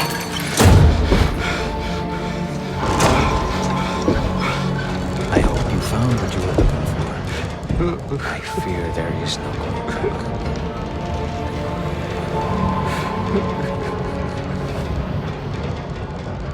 I was so close. There must be something I can work with. Come on, Garmby, think. Think. The shipping company. Prext. Right. Good luck, detective.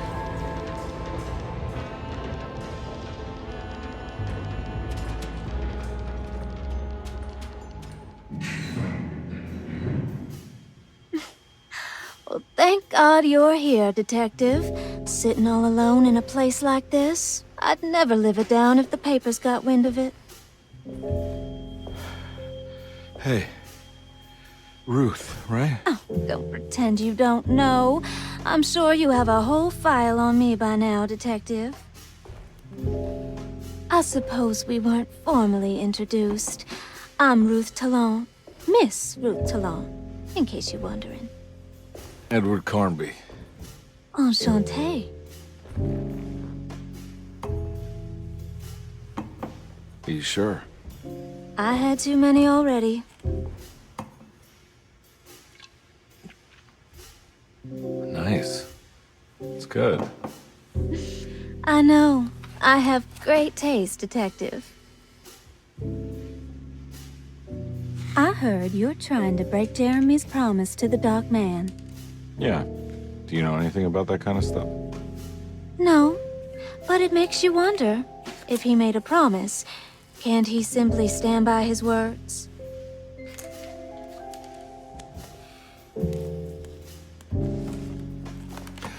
Look, I'm just trying to get Jeremy out of a bad deal, so he'll come back with us to New Orleans. Well, if all fails. What are you doing? It's a sign of submission to the Dark Man. I saw it in a dream once. What?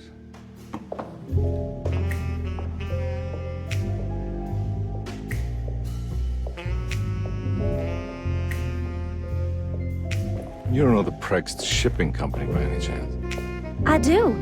They made big money during the war. Their waterfront office is just over there. How did you do that? Do what, Detective? Bonne chance. Hey, have you seen Emily Hartwood anywhere? Are you trying to make me jealous, Detective? No, I haven't seen your doll anywhere.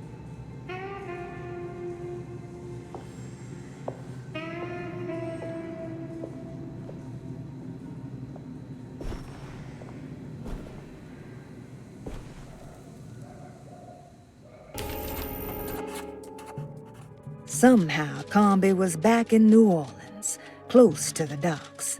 He could smell the pungent aroma of the Mississippi River. In front of him was the Prext Shipping Company.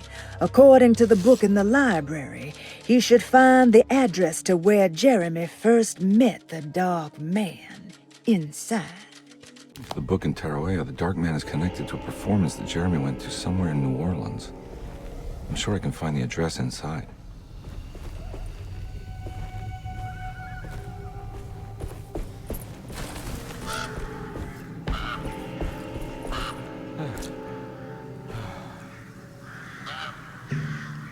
It's locked from the other side.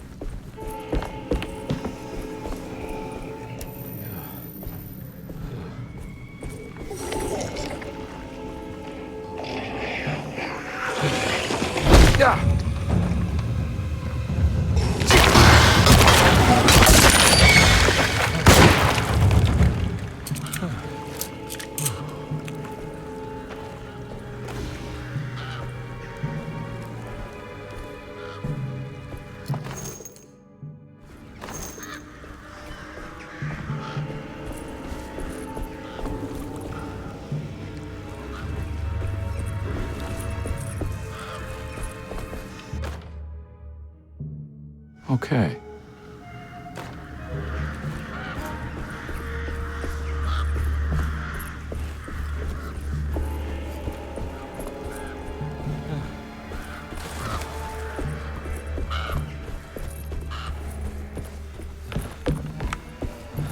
No way I can get this out of the way with my bare hands. But if I get that crane going, that should do it.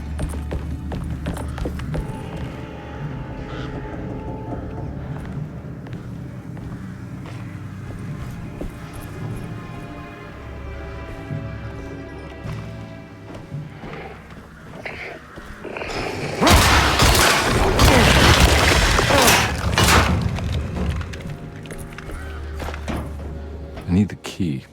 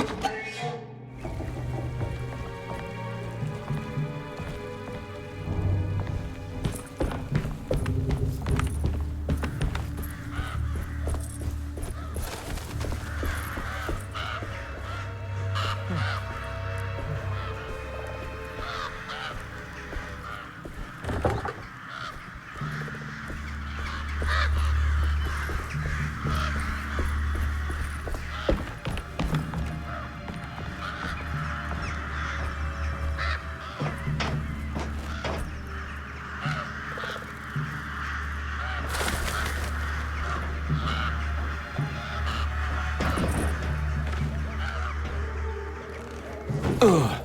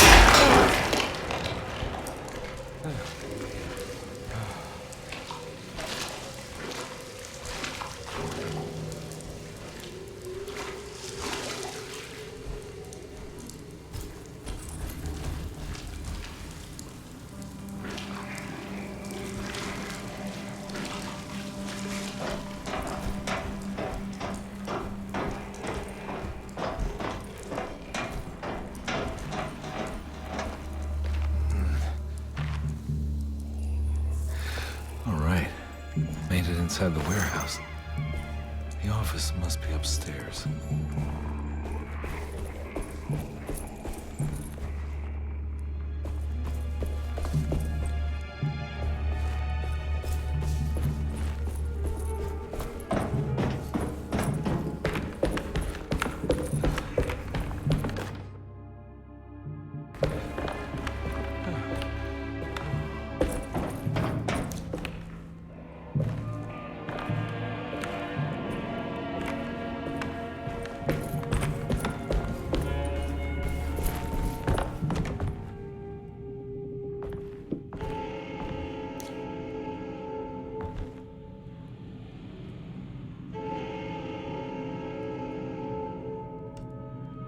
Hey, I always wanted to try one of these.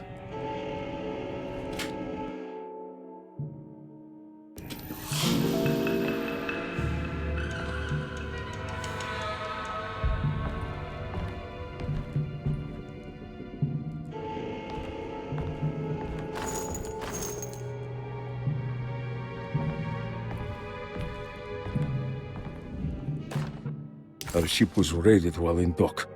All of his things were recovered, but blood was shed.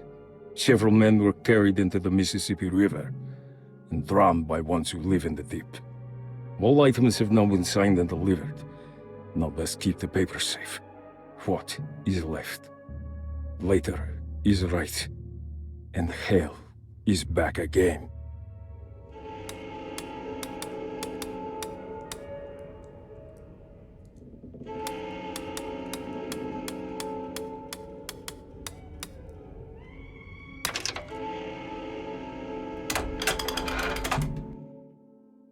Cargo Manifesto, September 19th, 1892. Breck Shipping Company delivered 4 steamer trunks, 1 Egyptian sarcophagus, and a large wooden crate belonging to the showman called the Black Pharaoh, performing at 18th Street. Here we go. The address where Jeremy first encountered the Dark Man.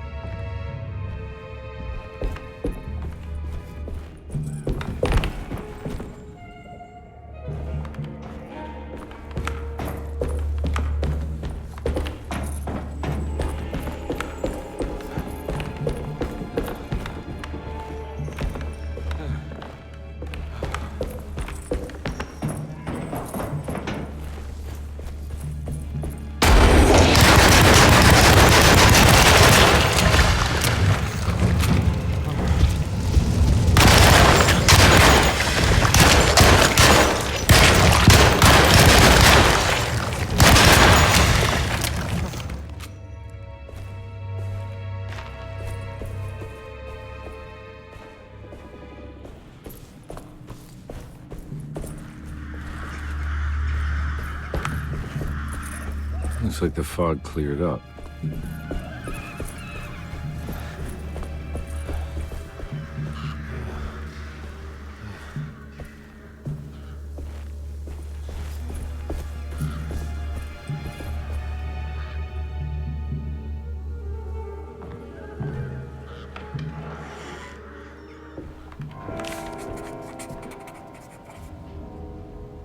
The address of the event where Jeremy first met the Dark Man surprised Condy. The infamous Gallatin Street didn't exist any longer, and he wondered if he would be able to find the right building. Was it still standing? Did it matter? Maybe this world was not just another place, but another time as well.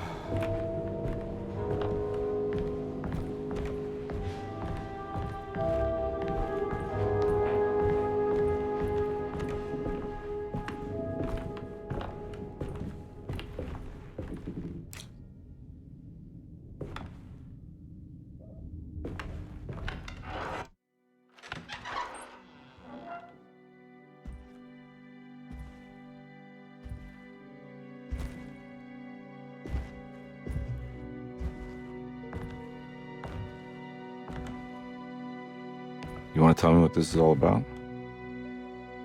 Welcome, Detective, to the greatest show this side of the Mississippi. Hotel, the Black Pharaoh, the ancient magician who lived 1,000 lives and wore 1,000 masks. I can see why you settled on calling him the Dark Man.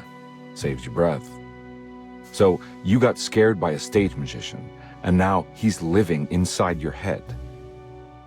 You can mock me, Detective, but you would be the crazy one to think his presence can be ignored.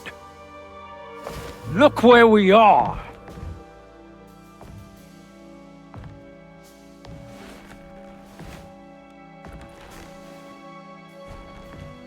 We didn't get to finish our last conversation, did we? You were about to tell me how to break the contract with the Dark Man. No, we can't. We would turn her loose on the world. So many innocent would die. But there is a way to break out of the deal. There is. He offered me a way out. Steps to take. What are they? You'll never find them. They're forever entombed in his sunken desert temple. Jeremy, I'm not your enemy. Tell me where to go. How do I find the temple? No, we can't. I have to make this sacrifice. God damn it, Jeremy. I'm gonna save you. Don't worry.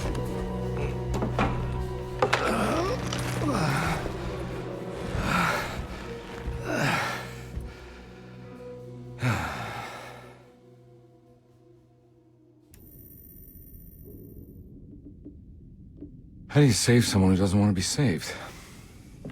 Well, he's gonna get saved no matter what. I just need to find the temple somehow.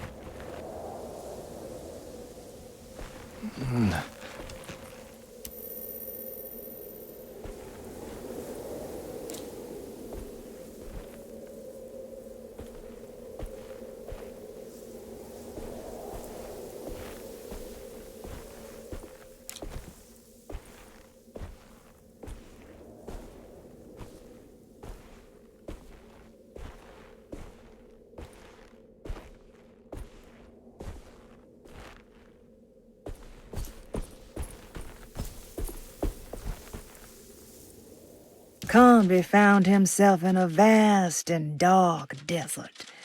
He had certainly had his share of strange happenings this evening, but the thought of walking through the land of Tutankhamun was definitely challenging his last bastion of disbelief.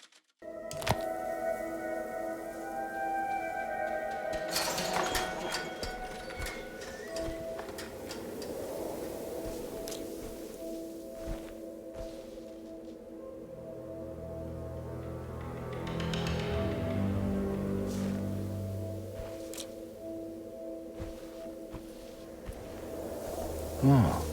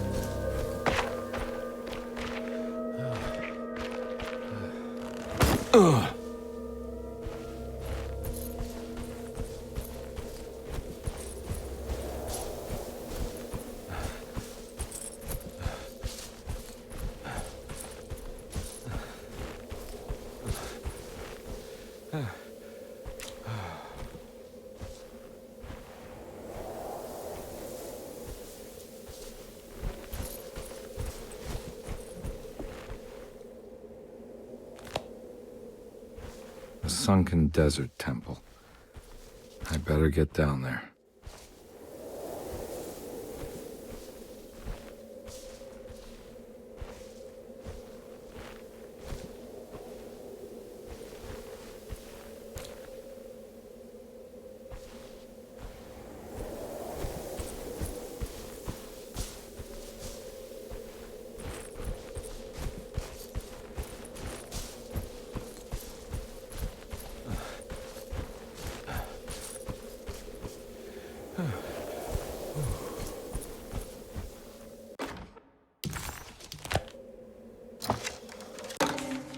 The Temple of Nephron-Ka lies under our camp.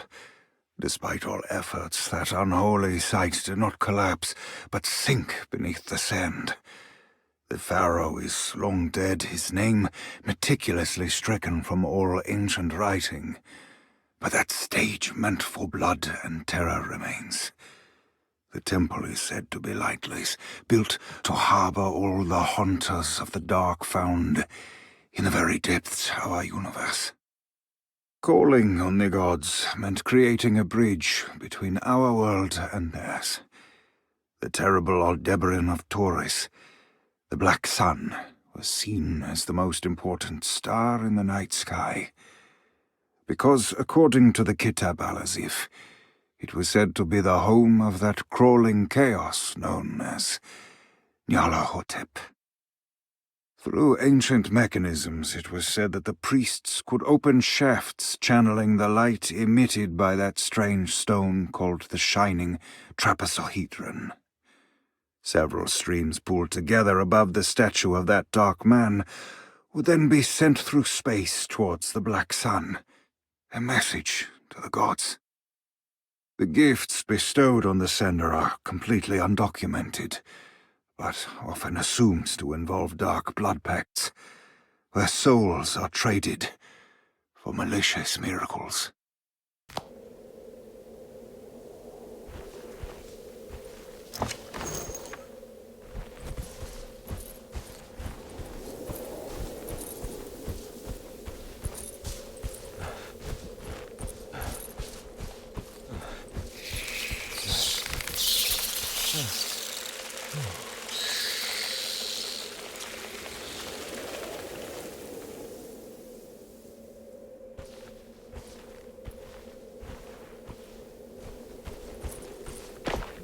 Here we go.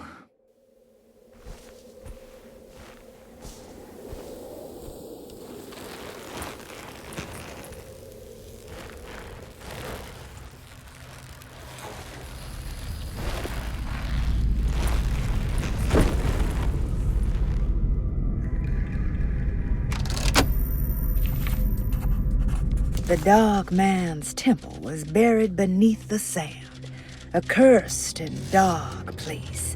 Every step felt ill-considered. Conby needed to find the contract that Jeremy signed with the Dark Man and get the hell out of here before he went completely mad.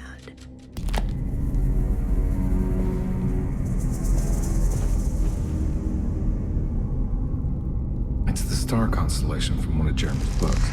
The Taurus. That one star's clearly bigger. Must be important.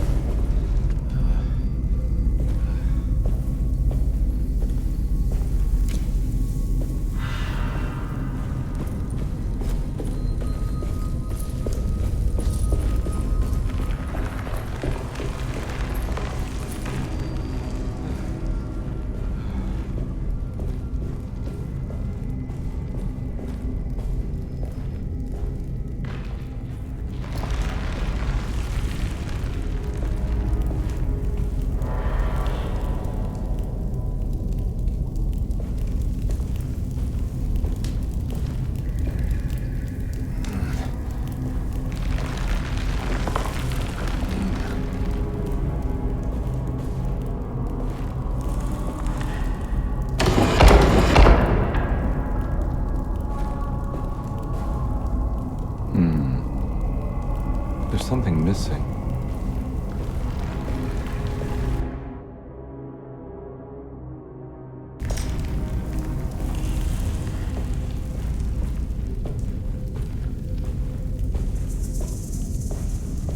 Huh. This one looks operational.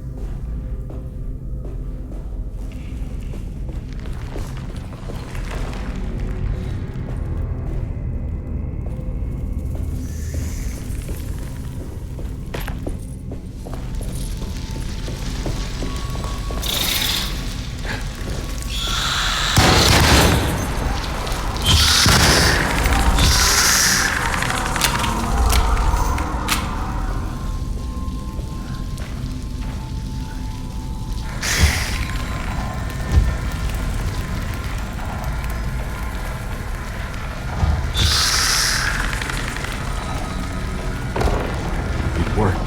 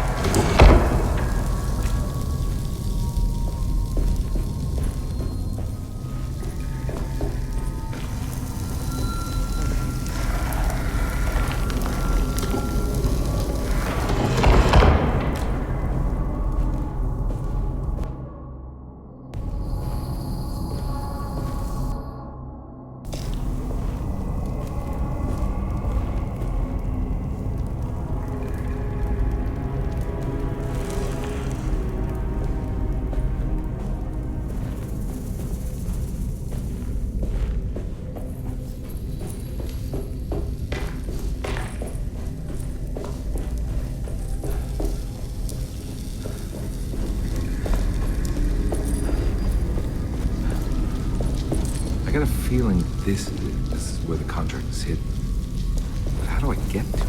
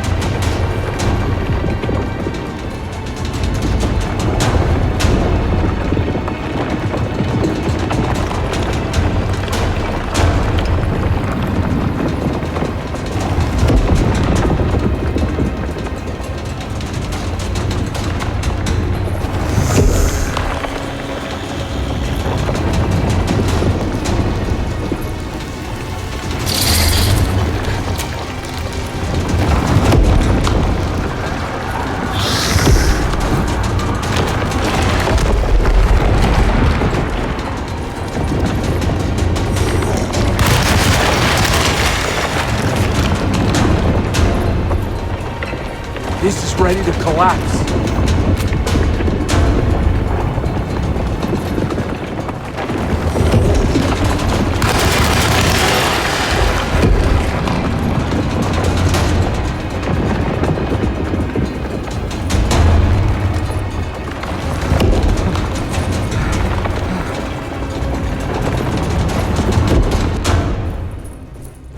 What is going on?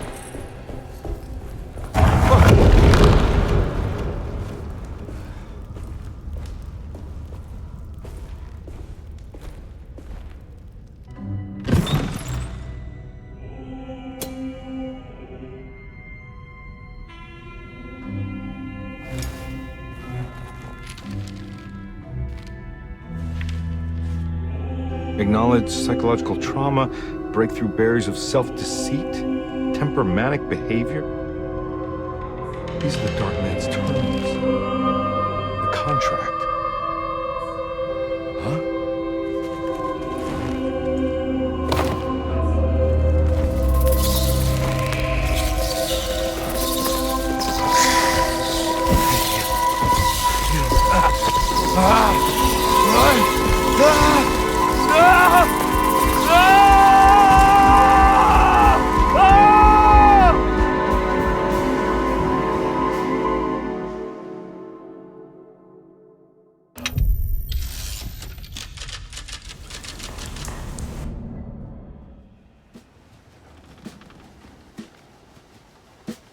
Hey. Hey, detective?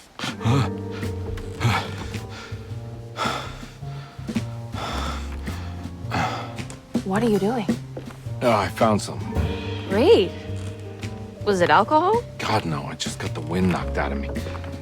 I think I know how to break the contract with the Dark Man. What exactly does that mean? Everything going back to normal. All right.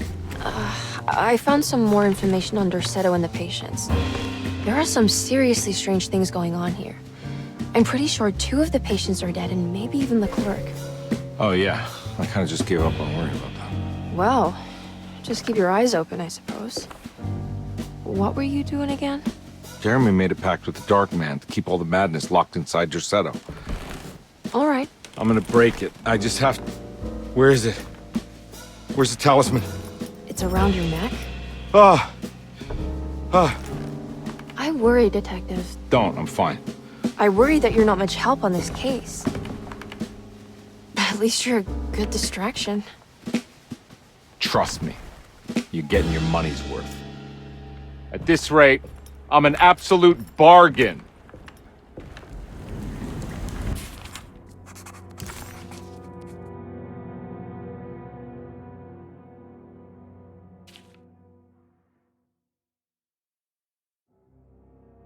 He must first acknowledge psychological trauma in order to proceed. The lying must stop, so we can break through the barriers of self-deceit. Finally, temper manic behavior. Medicine has failed me. Nothing can be done to dispel the hardwood curse. Only the sacrificial dagger may release the despair from Jacob's eye. Yet, doing so would be the doom of Derceto. Let this curse of mine be a weapon for once. I accept your demands. Oh, crawling chaos. Build your prison around this godforsaken hospital. When evil has been starved, I will stay buried forever.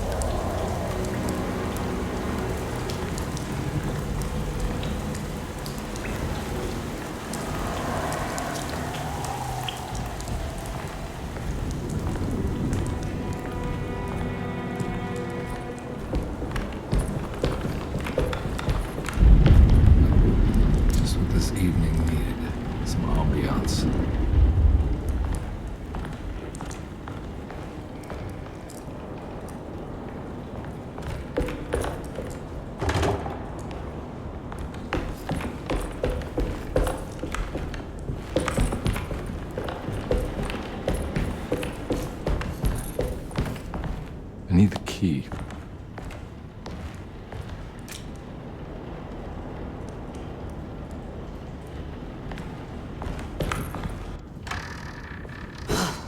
Got to be around here somewhere. He wouldn't leave this house. I don't know what to think anymore. You run into that detective fella? Who is he? Can he be trusted? I think he one of the good guys. Well, you know, like us. Will he be all right with her coming? Praise the mother. You don't need to know about all that. Just help Just calm down. It ain't time yet. God, it hurts. As far as I can tell, Detective Comby seems to be solving problems, not causing them. Just be ready in case he starts anything.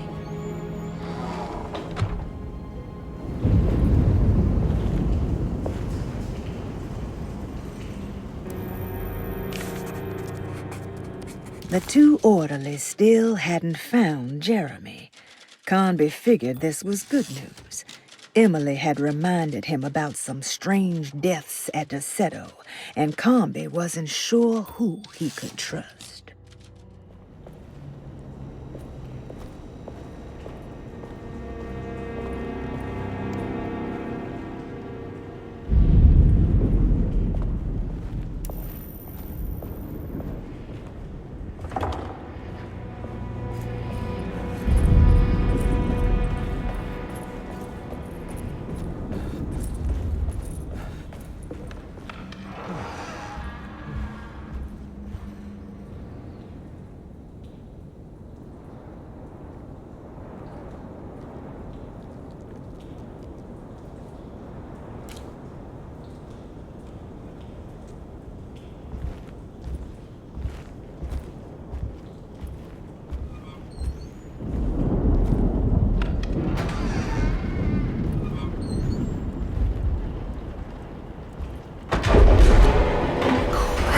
What the hell was that? It's blocked.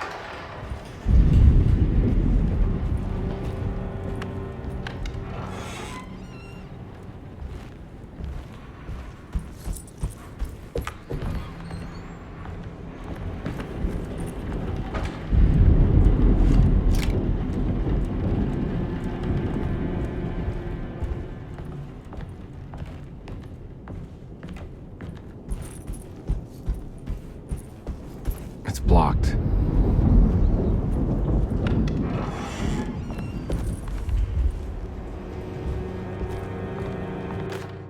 Lunacy and the Astarte Artist Colony, a monograph by Yael Klein. In early 1909, the old Derceto plantation outside of New Orleans was turned into an artist's colony. 3 famous European artists rented the house and the surrounding land from the owner, the Ledoux family. The colony was chiefly run by Sebastian Cortez, who was playfully dubbed the captain by his collaborators, William Arges and Heinrich Kassel. The colony existed for 6 years, until one day all 12 members disappeared without a trace. It is widely believed that their disappearance is connected to the disastrous hurricane that passed through on September 29, 1915, but nothing truly supports this claim. What is known is their frequent participation in New Orleans nightlife, their love for hosting parties, and their elaborate contributions to the Mardi Gras parades as the Pirates of Pontchartrain. Accounts of their lifestyle can be found in almost every gossip column. It can effectively be summed up as carefree and bohemian. In late June 1909, the name Astarte first appeared in the newspapers. Cortez said the name came to him as he was painting. There is never any claim to knowing about the ancient Phoenician fertility goddess with the same name before this time. His fellow colonist Heinrich Kassel did know, because he later produced sculptures that show clear references to ancient idols of the goddess. It's impossible to know for sure how this name suddenly made an appearance, but it is interesting because of Derceto's history.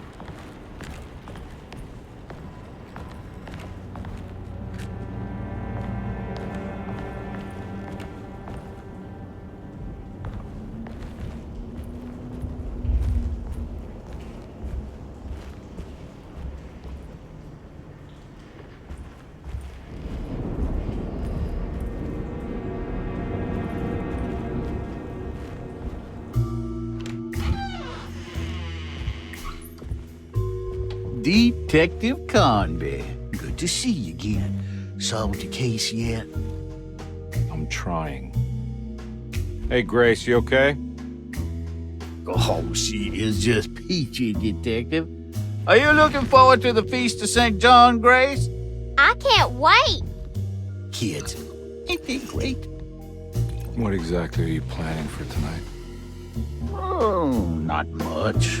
We eat, we drink, we pay tribute to the wishing tree in the conservatory. The usual. Then why all the excitement? There is just something about tonight. Something's different. I think we all feel it. Besides, we got ourselves some new words for the prayer thanks to your buddy Jeremy. She'll come and turn the world inside out, and things will begin again. That sounds strangely threatening. You should come.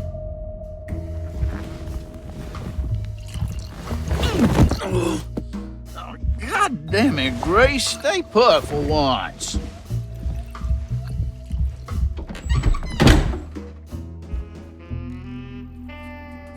McCarthy was a deadbeat. His mere presence annoyed Conby.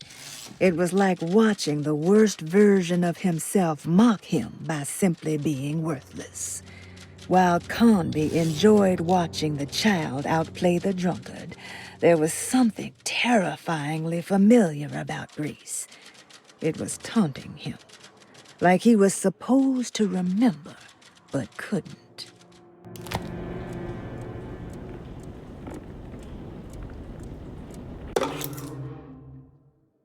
I better hold on to these. Wouldn't want them to get lost.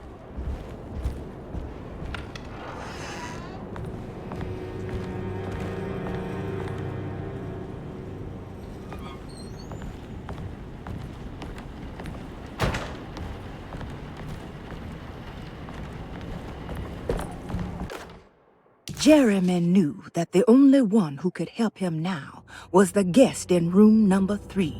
The room seemed to have been empty for so long. But that wasn't allowed to be true. The story needed to be different. To include something from the outside, he would bring the guest back to room 3 and show them what was in that safe. 913. But those were not the right numbers.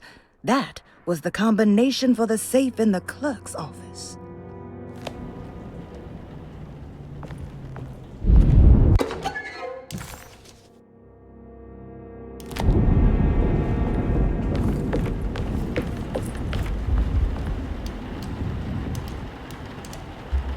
I don't think I have everything I need.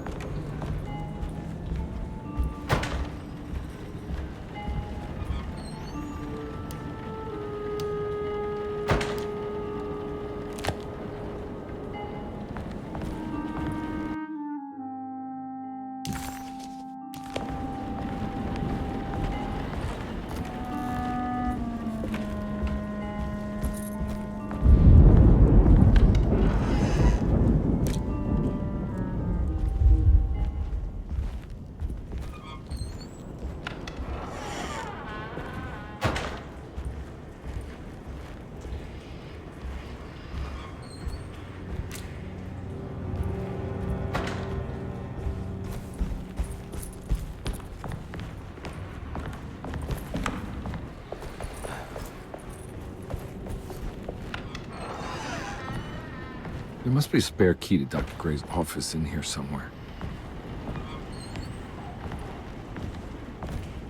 I don't have the combination for this. But maybe Jeremy did.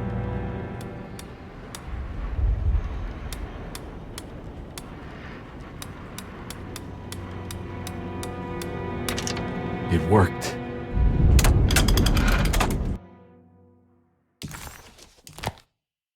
The last guest in the empty room suffered from severe maladaptation.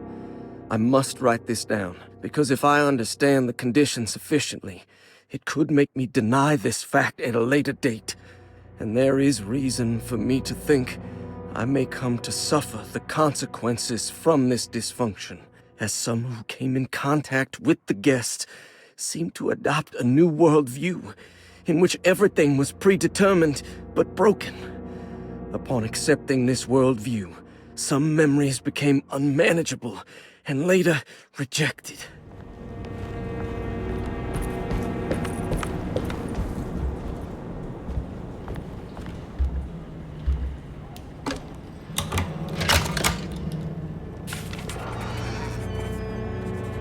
Dr. Gray was somehow mixed up in this business with the Dark Man, Detective Conway decided. He had to be. Either Dr. Gray was using the idea of the Dark Man to manipulate and torture Jeremy, or the Dark Man was an actual powerful being possessing Jeremy.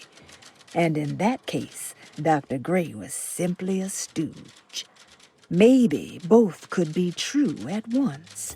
Conby felt his mind racing in all directions.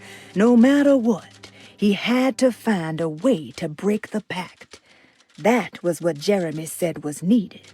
It didn't even matter what was true or not. If Jeremy wouldn't leave Derceto before the contract was broken, then Conby had to make it happen.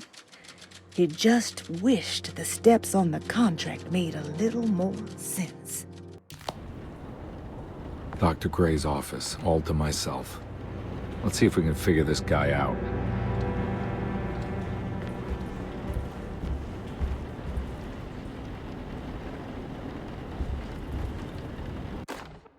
Dearest Dr. Manzetti, I find myself in a losing battle with my patient. As I've disclosed in my previous letter, his delusions have him completely captured. It's bad enough that he is torturing himself with paranoia, but his madness turns out to be quite persuasive to others, effectively laying the ground for mass delusion. I am writing to you in hope that you can give me some guidance. Beyond my ambition to avoid devastating surgery on my patient, I have grown worried about my own defenses. The words of my patient are deranged, yet they often resonate with something primitive within me. I have tried photographing his brain with X-rays. It was surprisingly difficult to get good results. Dark blotches on the plates kept obscuring all details. My patient looked at the bad plates and cried out in terror, telling me the dark areas was the shadow of the worm, eating him from inside. I could not see anything out of the ordinary. I hope this is a sign that my mind is not as receptive to the madness as I had feared. After further inquiry, my patient described the shadows inside his mind as some kind of chthonic monstrosity that wants to undermine his sanctuary. This is clearly a reference to a place he calls Teroea, a sort of library or convent that works as a psychological haven. With this imaginary haven threatened by this Chthonian, he has now constructed another, less pleasant hiding spot. Lately, he has been bringing up a metaphor of a steamboat that has run aground, that he feels like he needs to start the engines and reverse, but he is afraid that the hole in the hull would cause the whole ship to sink. I've been watching him turn this metaphor into reality for the last week. He knows it's made up, but he is doubling down, trying to make it a real memory. I feel certain that this is my chance to break through the barriers of his self-deceit.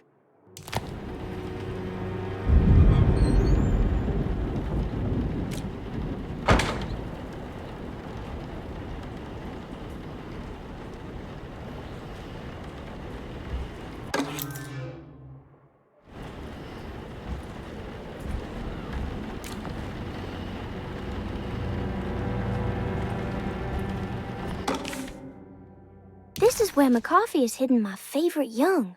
It's very important. I have finished tidying up Miss Beauregard's belongings. I will leave it to you to contact her agent and have them collect her things. I found one of Grace's drawings she might want back, along with this key in her room, which I believe you've been looking for, Mrs. Thompson.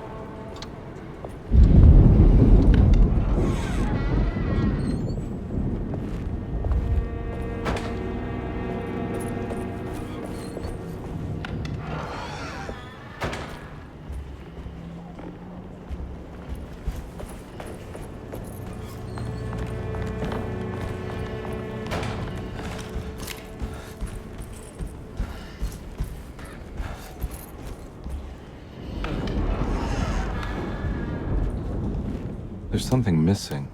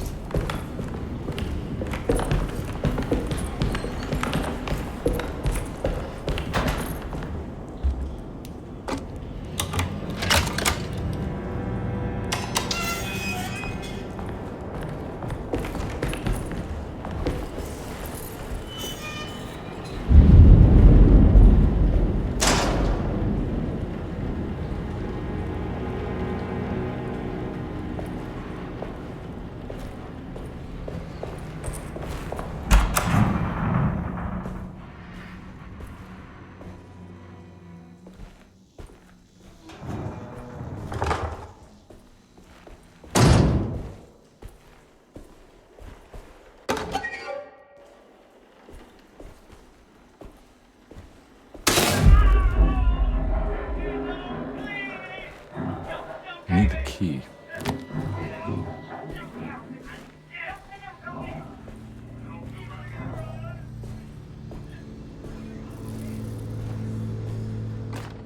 Radiography. Patient Jeremy Hartwood. Date June 14, 1930. Plates. Jeremy's skull proved difficult to capture properly. Partial radiographs worked best. A complete picture of the brain can be assembled by piecing 3 plates together. Observations. Even when looking at an assembled version, a shadow covers significant parts of Jeremy's brain. Possible tumor, but more likely that the equipment is failing. Jeremy reacted strongly to the pictures and claimed to see a giant clay worm eating and displacing his memories. Notes.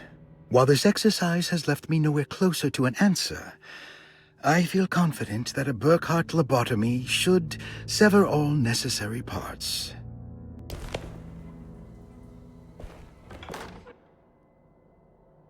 Hypothetical psychosurgery based on the ideas by Burkhardt and the St. Petersburg research could end up saving Jeremy's mind.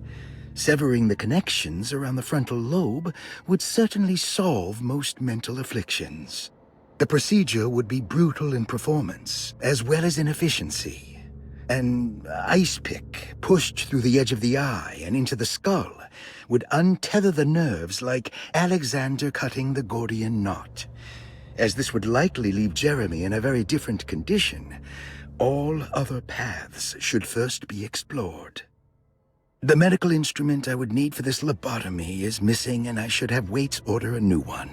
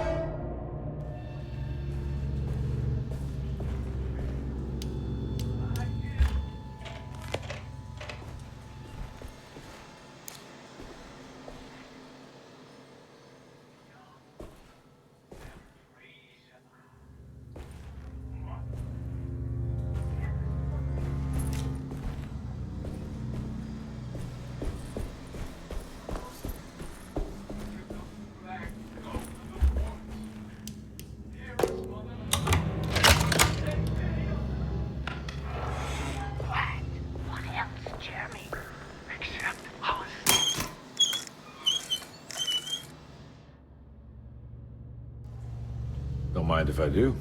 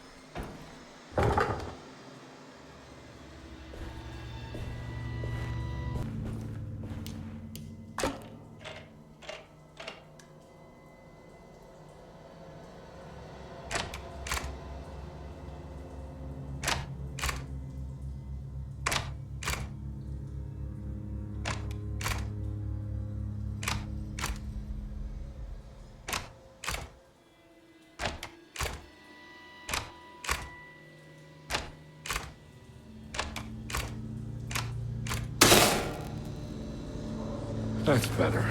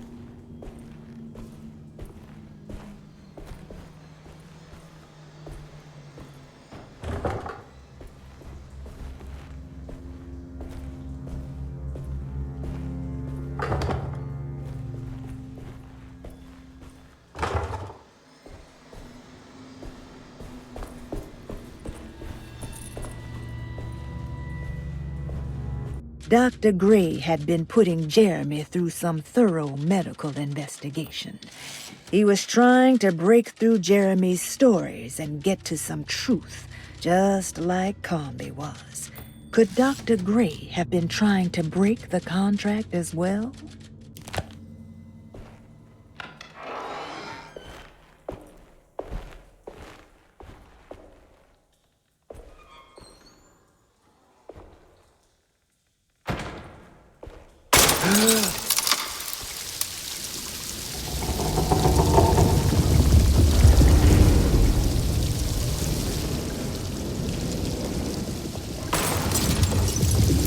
Why does this keep happening? What am I supposed to do?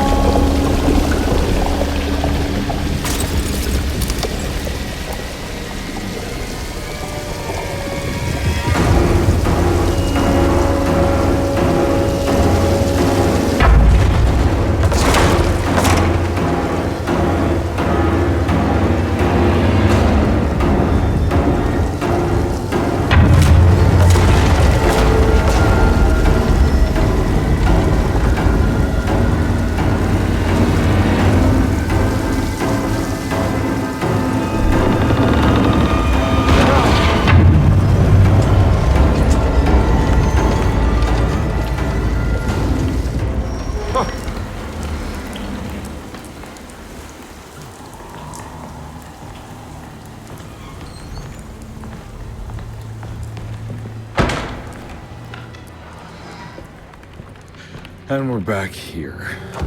Perfect time to have a look around this place.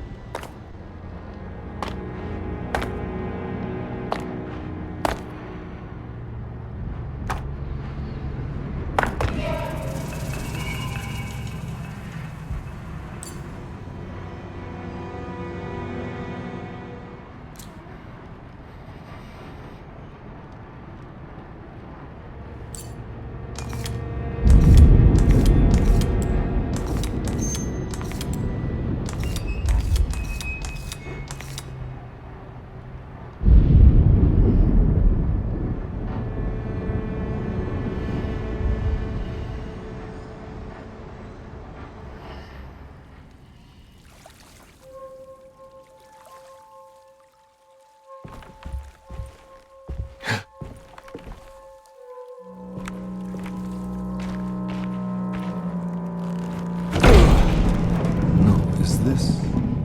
This is where Jeremy's hiding, right? Hello? Is anyone there? Jeremy? I need help! Wait! Can you hear me? I'm stuck in the mud and the bayou's taking Jeremy, where are you? me. The motor is dead. I can't do anything more. Hang on, Jeremy. I'll figure something out. I'll get the boat running.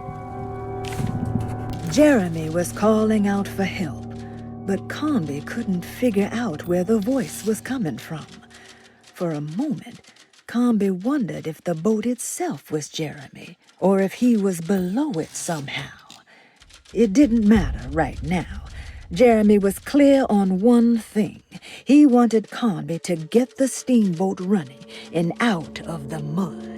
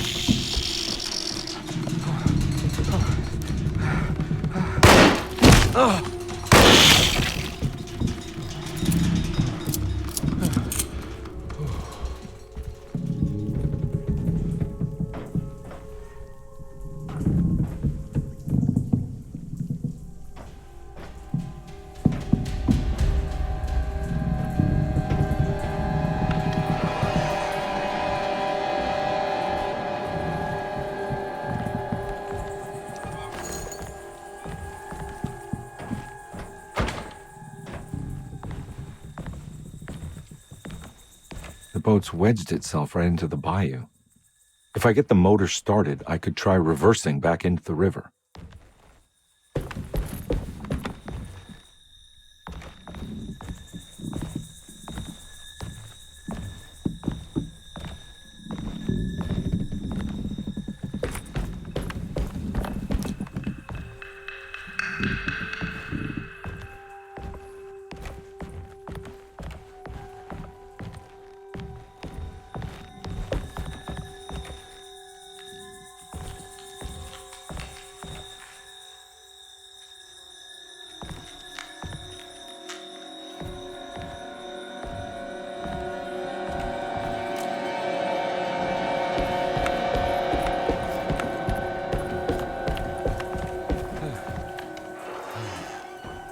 Jeremy, where are you?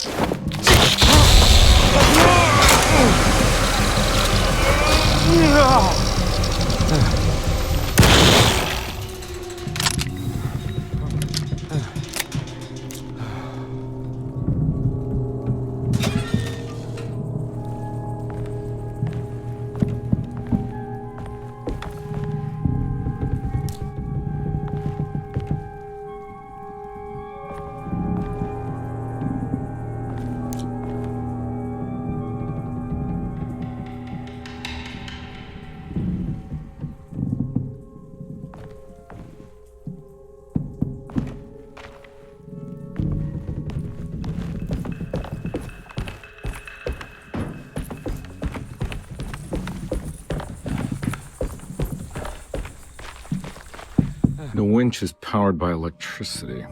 I need to find a way to turn it on before I can use it.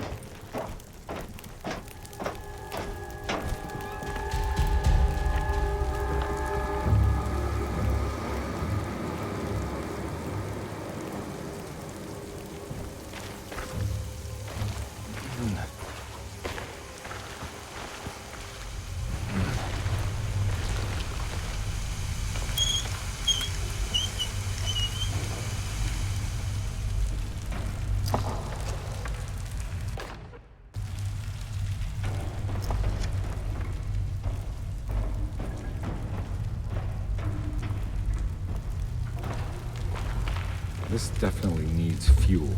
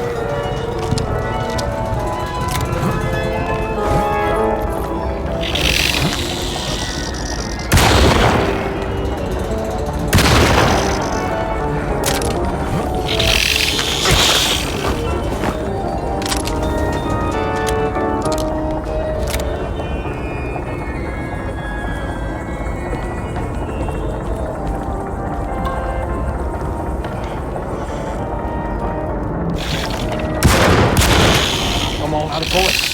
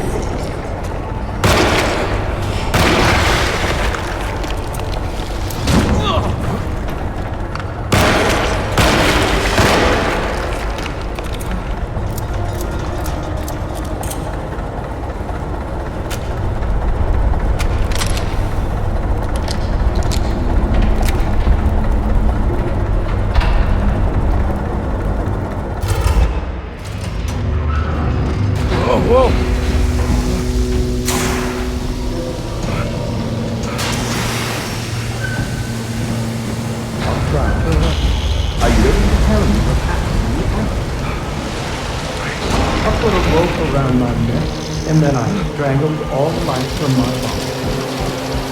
Are you under the impression that you died? Yes. No. I was supposed to die. What does that mean? That you were supposed to die. I'm the catalyst. I had to die to make the story happen. What are you referring to, Jay? 30 years ago, Frederic needed me to die. You're not making any sense, Jeremy. Find your focus. Hey! I cheated everyone. I didn't play my part. Hey! I escaped my doom. My destiny.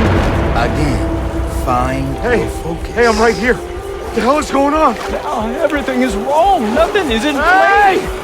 I'm right here! Calm down, Mr. Conby. What do you want? Were you not talking to Jeremy right now? I haven't seen Jeremy all day. Are you all right, Detective? No. Actually, I don't think so. Well, maybe. I'm gonna go look for Jeremy. Good. Let me know if you find him.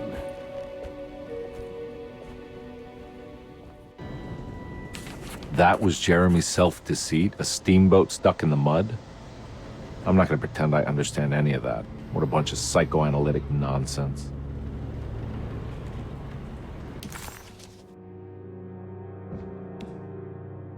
Jeremy was calling out for help, but Conby couldn't figure out where the voice was coming from. For a moment, Conby wondered if the boat itself was Jeremy, or if he was below it somehow. It didn't matter right now. Jeremy was clear on one thing. He wanted Conby to get the steamboat running and out of the mud.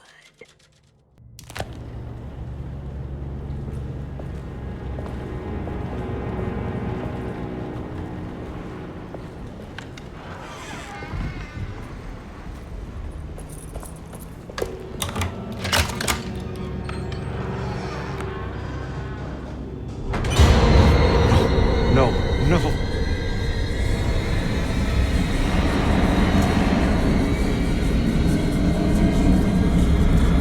It has to stop!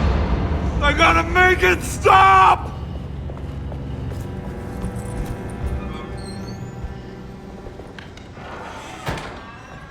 Surprisingly neat. Maybe I've been selling that old barfly short.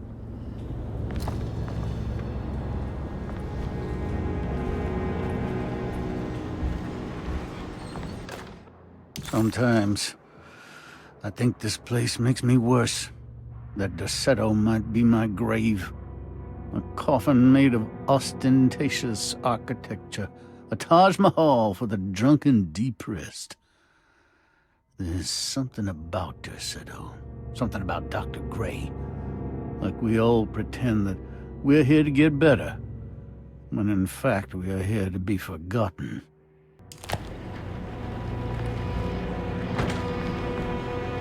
Looks like McCarthy has something hidden inside.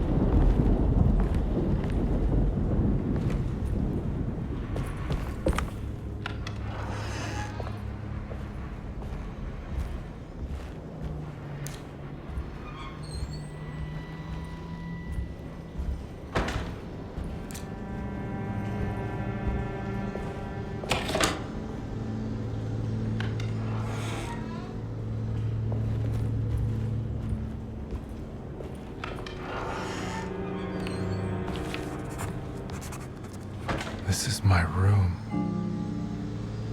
I belong here.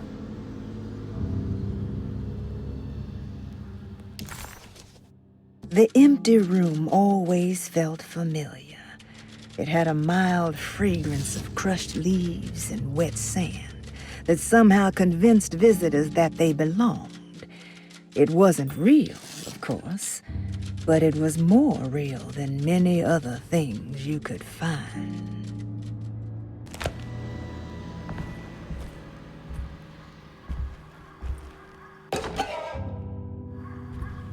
I recognize this view.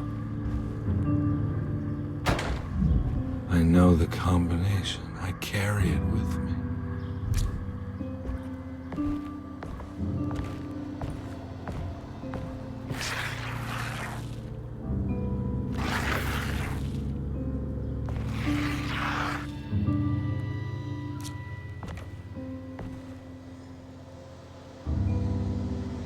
I know that number. Where's that from? I did this. I wrote that.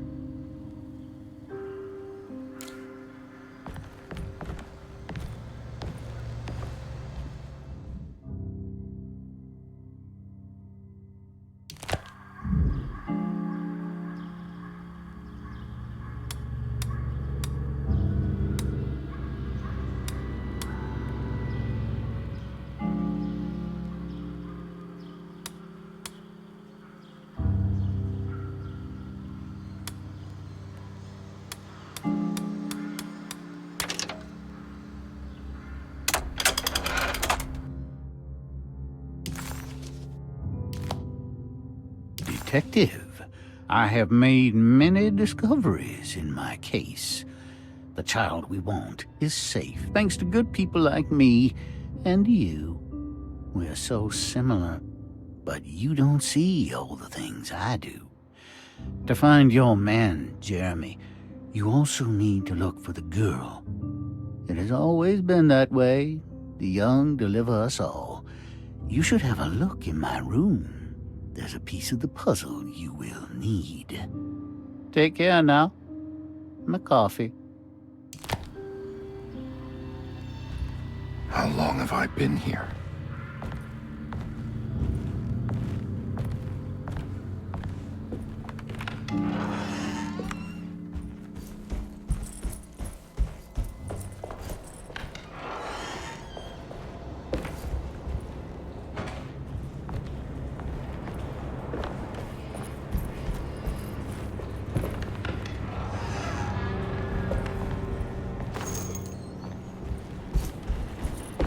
Looks like McCarthy has something hidden inside.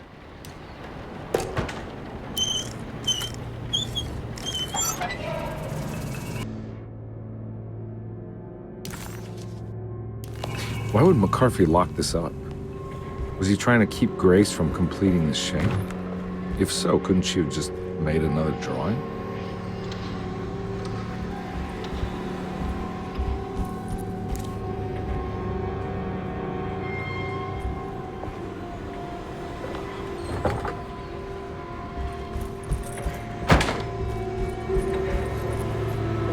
What the hell happened in here?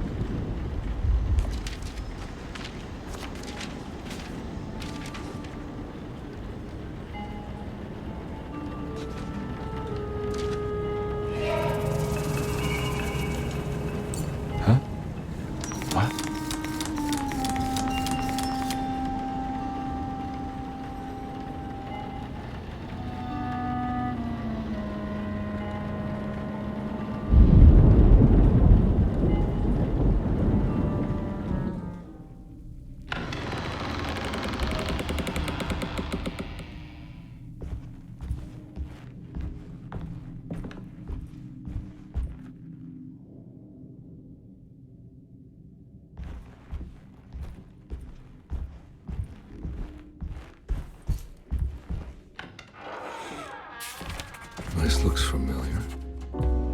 How am I back at the office? Jeremy's never been here.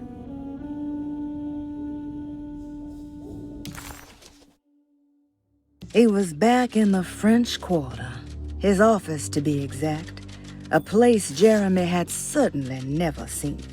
It could only mean that the Dark Man had reached inside Edward's mind and conjured this place for him to suffer. That's me, isn't it? How long had it been since I drowned myself in drink and depression? It had all felt so peaceful, slipping away into oblivion. A welcoming, dark voice wrapped around my mind like a heavy blanket. It turned off suddenly as I woke up from the sound of my office door closing shut. A messenger had left a telegram from Mrs. Saunders. She had a lead on where to find her husband and her kidnapped daughter.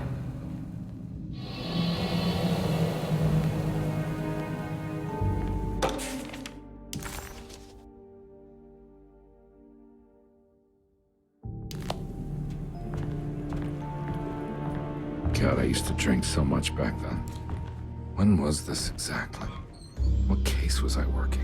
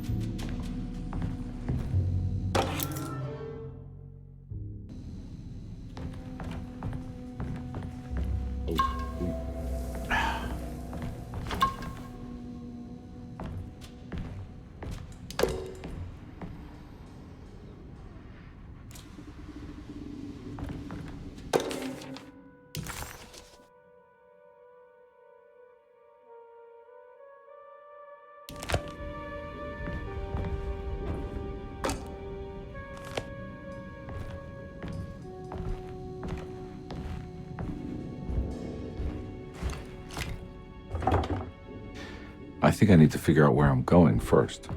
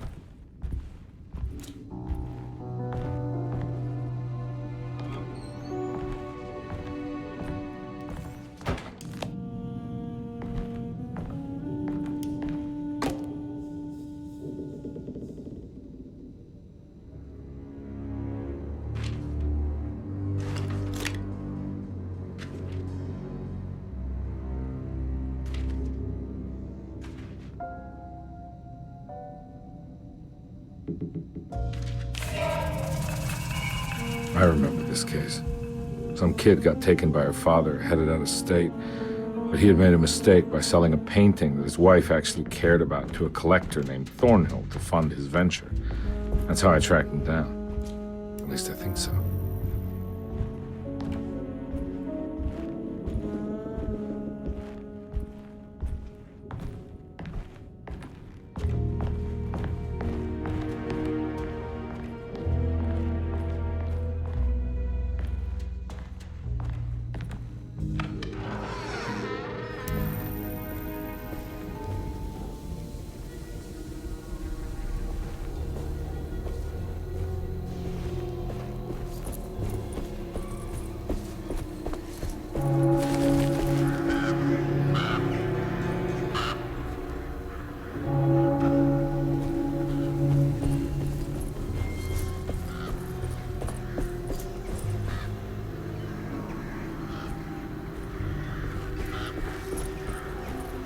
Thornhill wasn't a bad man, but he had principles keeping him from handing out information about his deals.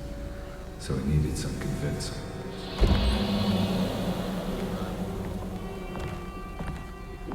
Well, every case can't be squeaky clean.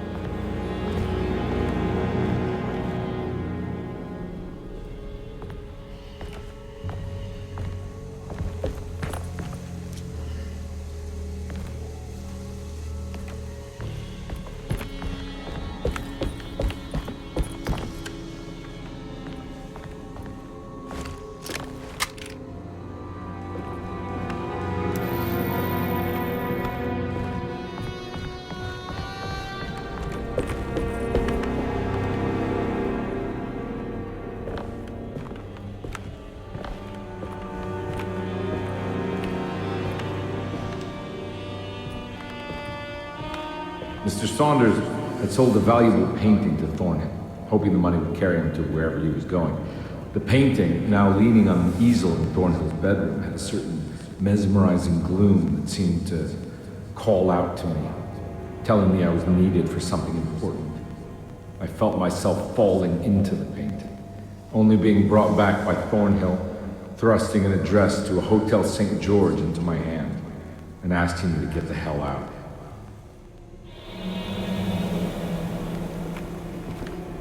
I don't remember this at all, but I can't say it didn't happen.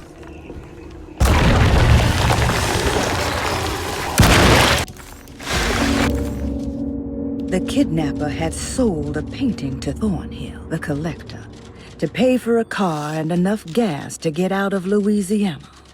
Detective Comby was suddenly reminded of shaking him down to find out where the kidnapper was hiding. St. George's Hotel by the park.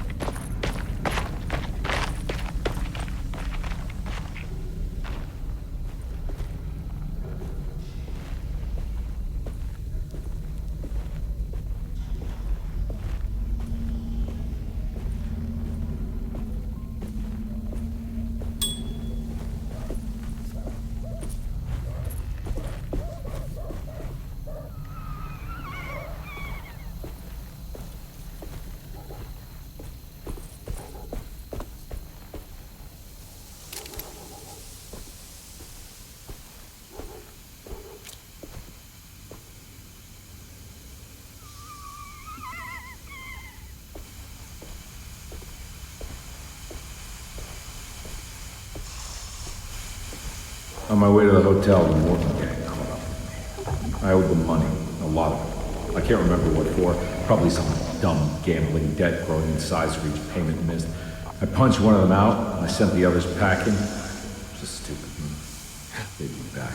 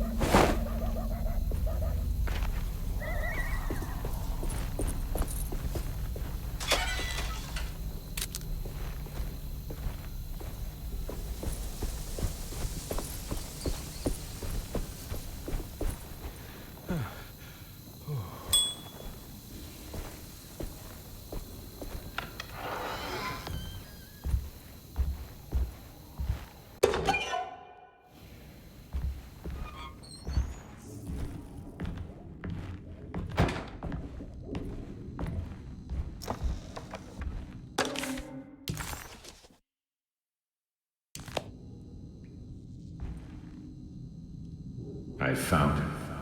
In the hotel ledger, I recognized the handwriting of the signature, Ted Stryker. It was him. I could feel it. It was the kidnapper I was hunting.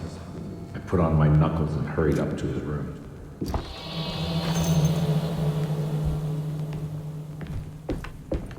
Something about that name, Ted Stryker, rings a bell. Feels vaguely familiar.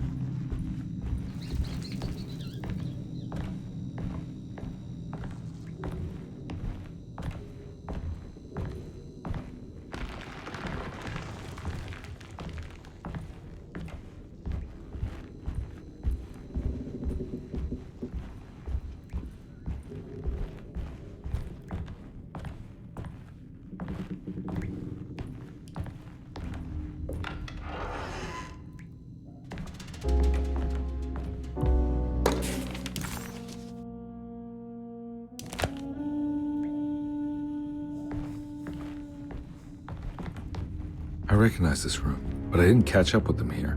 I must have followed them, but where?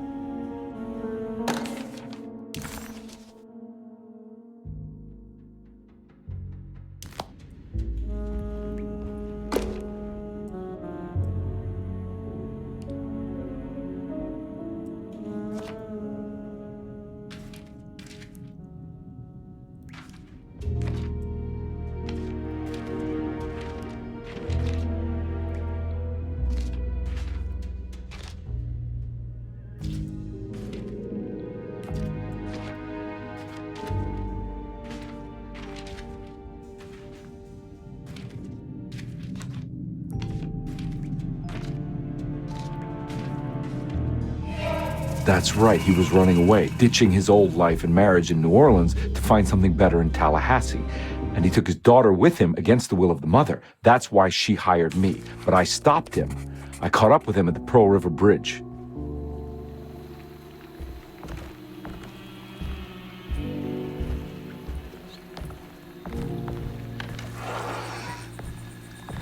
Pearl River. This is where I caught up with them. This is what the Dark Man wanted me to revisit. But I'm still not seeing it. What am I forgetting?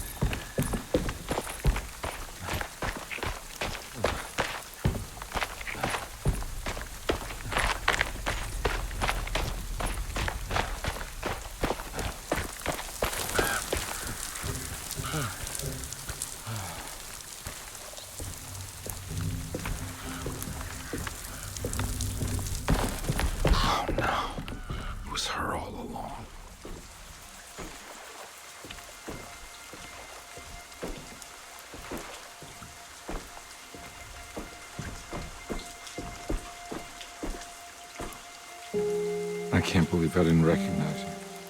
I looked a little different back then, I suppose. Was any of this real? How do you mean? This day, just... so much is happening. I can't... I think I've lost my head. Do you need me to apologize? I mean... I am sorry. I don't think I need to begin to explain. You're just a kid, Grace. I'm really sorry. I didn't mean for it to happen. Lies. More lies. No, really. I thought I was being a good guy by handing you over to your mother. I didn't know. I couldn't have known that she wouldn't care about you. I don't know how this works. What is this for? Some form of admission of guilt. Maybe acceptance. It's what the Dark Man wants. I guess we just watch my father die again then. You think he's alive? I know he is. He's down there, scared that he won't be able to get out. That he will drown with his daughter again. What are you saying? We gotta save him! We? Do it yourself. I'm down there with him, remember?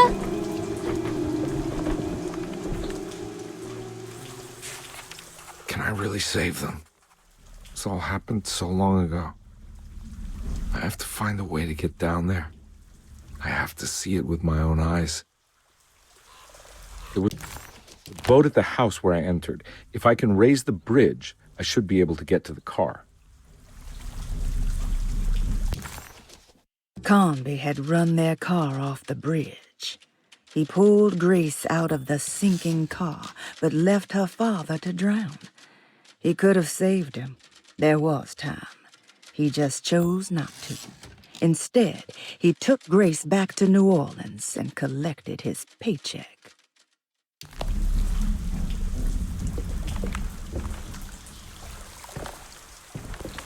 There must be a way to save you both, right? Why else would I be here? Maybe the Dark Man just likes it when you suffer.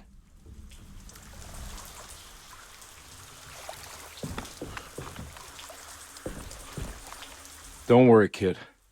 I'll think of something. I'm not holding my breath.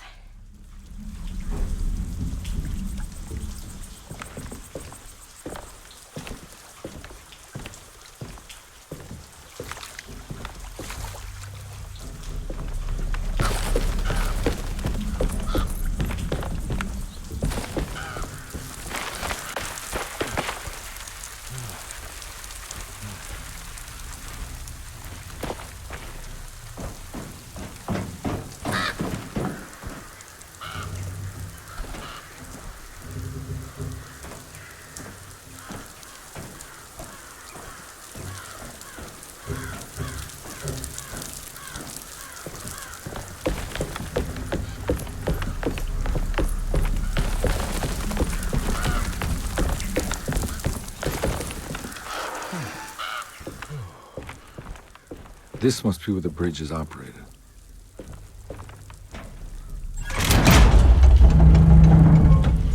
Nothing's happening. It's like something's holding it back.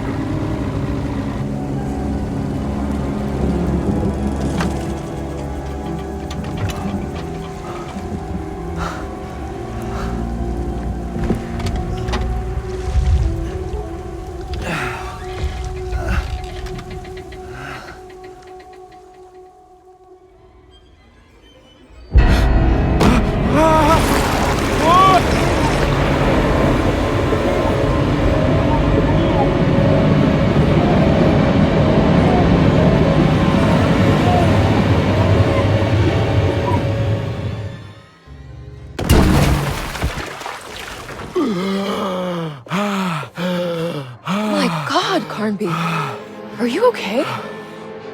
Don't leave me alone. What the hell have you been doing? What's going on here?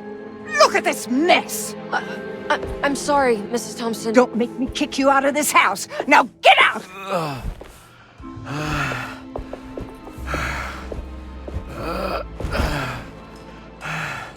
Hey, Detective. Mr. Carnby. I'm really worried about you. I'm okay. I just need to catch my breath for a moment. This place? There are some very disturbed figures around here. And I don't think it's just the patients. I've been reading some things about how Derceto has a deranging effect on people. I think it might explain things. What? Just take it easy, okay? I'm gonna go find a way into Dr. Gray's apartment. I want to know what he's hiding. Emily, don't worry. I think I'm close. I'm gonna set everything right. Just be careful.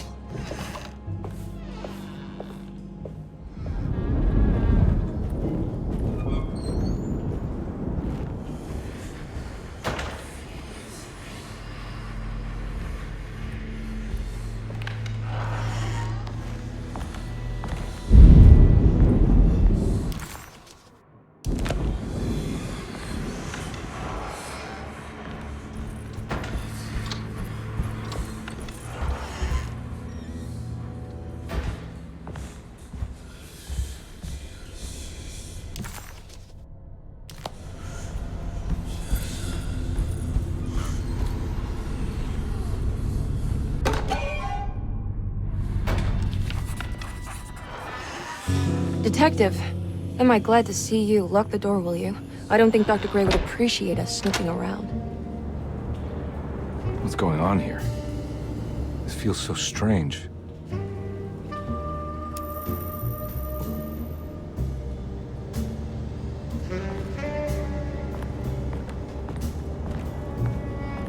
There's a book missing.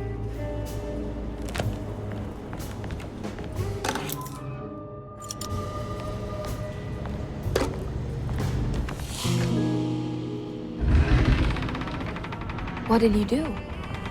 I was just rearranging the books. Well, come on, let's check it out.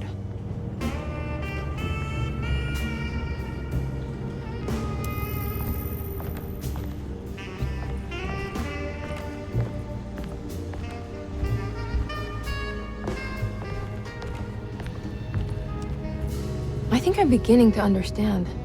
Dr. Gray is dealing with some kind of mass delusion.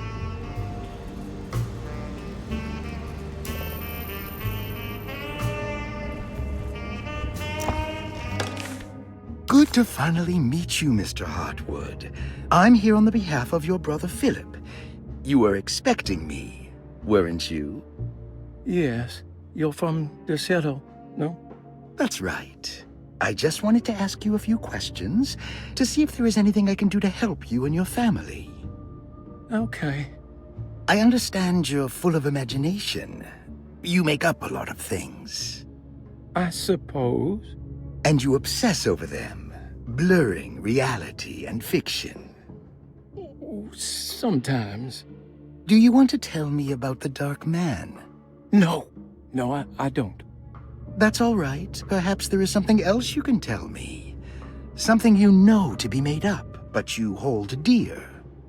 Juan? John? Who's John? No. Juan Luis Jorge. Oh, wait there a moment. Here, take a look. Is he... Oh, he is the author. That mark on the floor looks like talisman positions, but from which direction should I look at it? The Snake Dagger, a monograph by Yael Klein.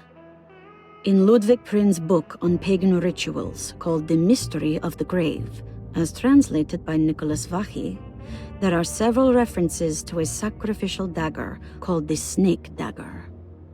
It has long been thought of as a poor translation of the original text, that it would be more appropriate with worm dagger from the Latin vermis cultrum.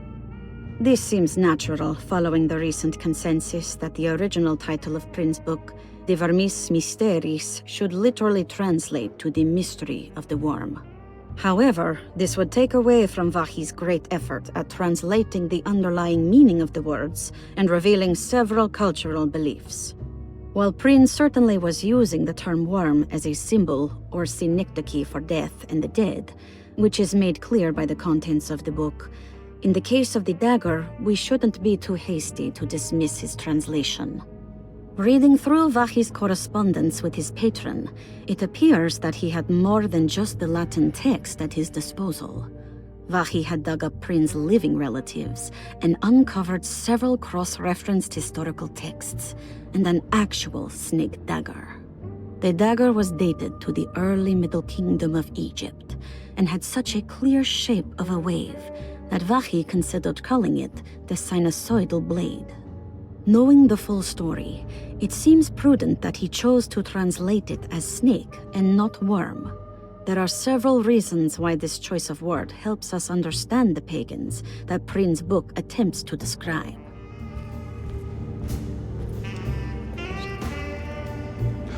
What were you saying about mass delusion? Derceto seems to have a deranging effect on people living close by. It has a history of creating cults devoted to some nature goddess. Even the name Derceto refers to the cult existing here before the Civil War. Derceto was the name of an ancient fertility goddess worshipped in Syria. Dr. Gray and his friends, however, seem to prefer the black goat of the woods with 1,000 young, or Shub-Nigroth. And that name can only have come from my uncle's twisted mind.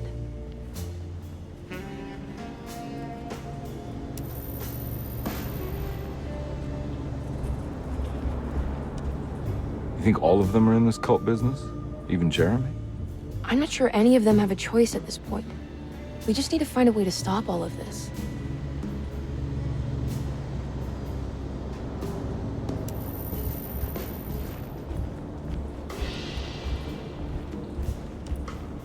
I've been so busy trying to free your uncle from the promise he made to the Dark Man, I guess I kind of just let everything else go. Don't worry, Detective. I feel like we're close. I'm sure Jeremy will turn up. If he is part of the cult, he wouldn't want to miss the Feast of St. John. I just need enough information to make him see the truth. I hope you're right, but I doubt he'll show up. Not as long as the Dark Man's got him hiding.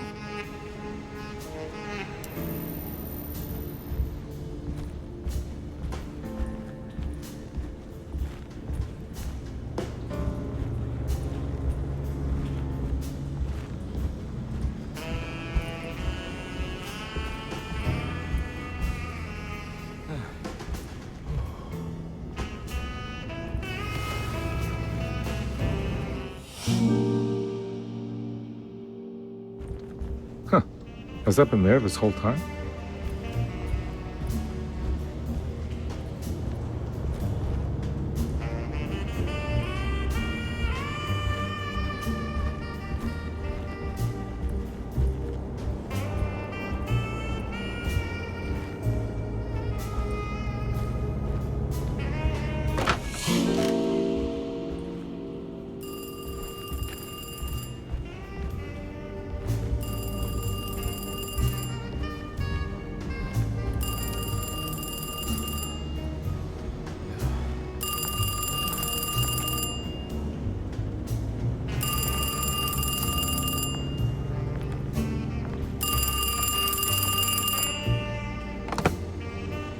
Hello? Detective Carnby? Who is this? Jeremy? Jeremy is with the Dark Man. You can't save him. Well, I've done everything he wanted so far, and there's just one more thing on the list. I expect him to keep his promise and return Jeremy unharmed. Get out, Detective, while you still can.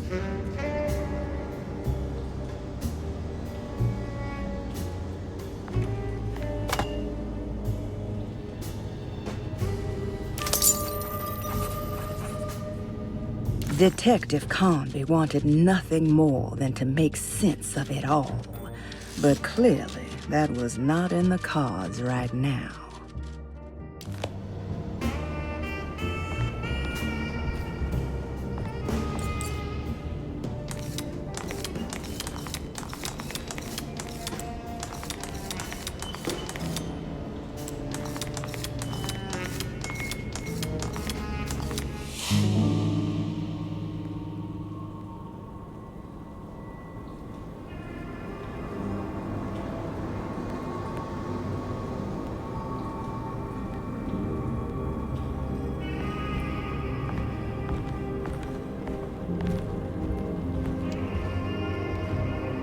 You okay?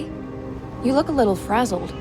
Just stupid telephone. I know. I tried calling the police earlier. The telephone is completely dead. It's not...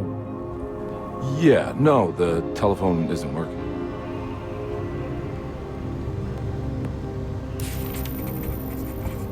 Detective Comby was worried Emily could tell, that she could see the madness written on his face. But what if he was the only one seeing the truth? Could that still be the case? If only he could find evidence that would make her understand that he had seen beyond the veil, or at least something that would show her he was worth the money she was paying him. See this? Is there something in the closet? Yeah, there is. You don't see the very obvious gate leading to whatever Jeremy's madness is serving up next? I don't understand. Are you making some kind of fashion metaphor? I'm sorry, I don't have time for this. Can you just tell me what you're doing? You don't see this! It's fine. It's fine. Catch you later. Are you going inside the closet? Yeah. Got a problem with that? No. Do what you think is right, Detective. Sorry, I didn't mean to. Goodbye, Miss Hartman.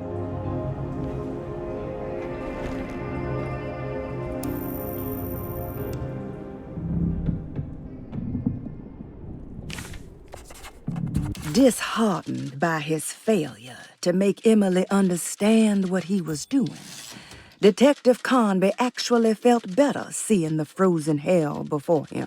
There was a finality to it. Its clear symbolic opposite to the dark man's desert made him realize this was the end.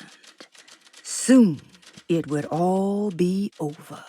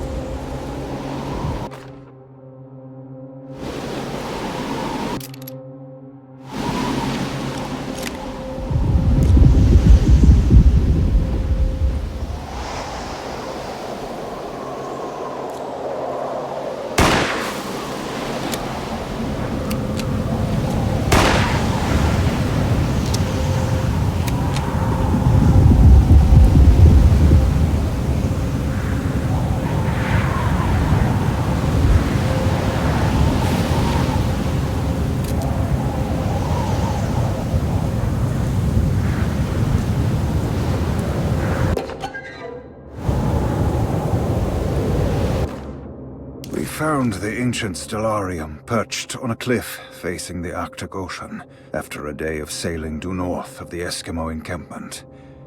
Jacob van Oostad was our most keen member of the expedition. He had been chasing down the source of a peculiar type of crystallized metal present in several sacred items among the natives on the northeast coast of Greenland. The site was a remarkable find for any explorer, and we were all enraptured in our search for enlightenment and meaning. The surviving architecture seemed almost unearthly in origin and astonishingly sophisticated. The metal Jacob was searching for was abundant, almost ubiquitous. We were so taken by our find that we were surprised by the sun falling below the horizon. As we quickly picked up our gear, ready to head back to our camp, Jacob van Oostad declared that he wanted to stay. He was adamant. We begged him to reconsider, The night would be getting colder by the hour, and we feared for all our safety. Jacob refused, threatening us with violence if we wouldn't leave him alone. As the snowfall turned heavier, we left him there on his own. The next day, the weather became worse, and we had to spend hours enforcing our shelter as our tents became increasingly useless. The group had written off Jacob, thinking he must be dead.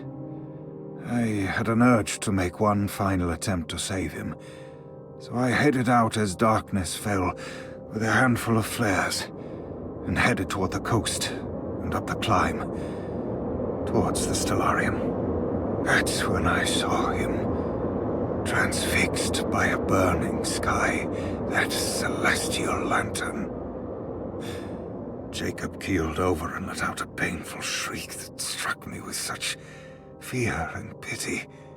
He was crying in agony, for the cold weather had ravaged his flesh. I called out to him, and he turned to face me.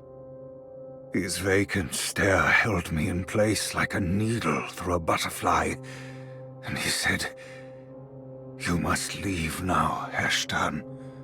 Go, and never come back." And so I left.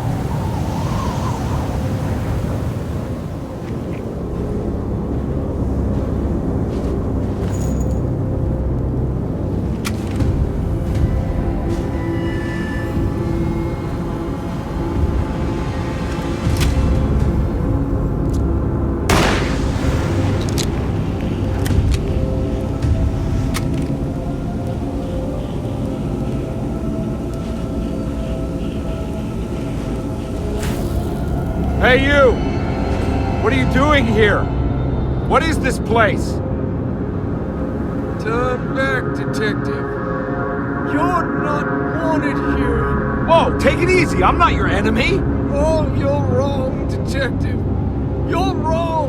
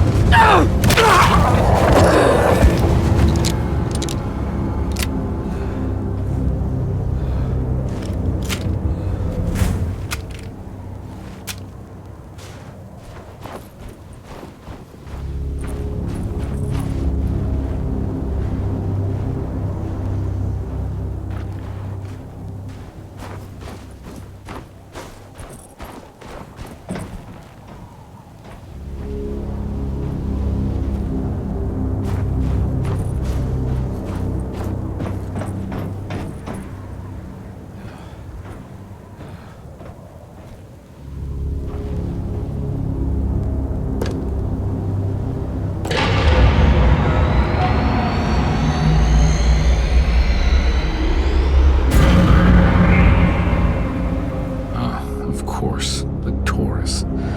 I figured you wouldn't want your stars aligned, Jeremy, or maybe that is what you need to temper that mania of yours.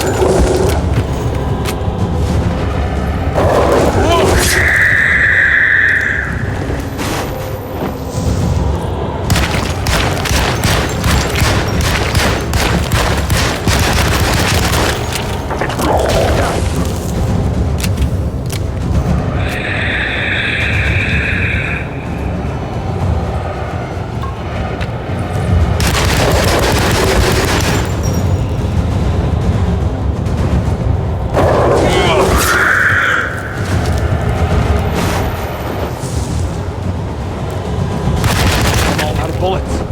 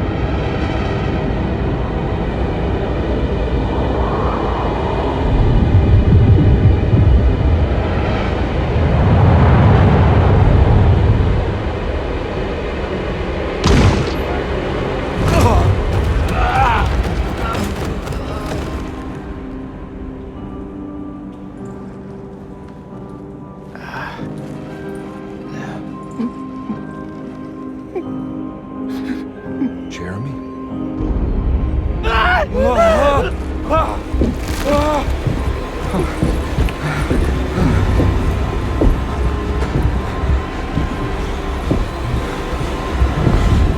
did everything! Aren't you happy? Stupid charlatan! What more do you want from me? You want me to lose my mind? Oh, my lord! Doctor! Baptiste! Quick! Jesus. What were you thinking, compadre?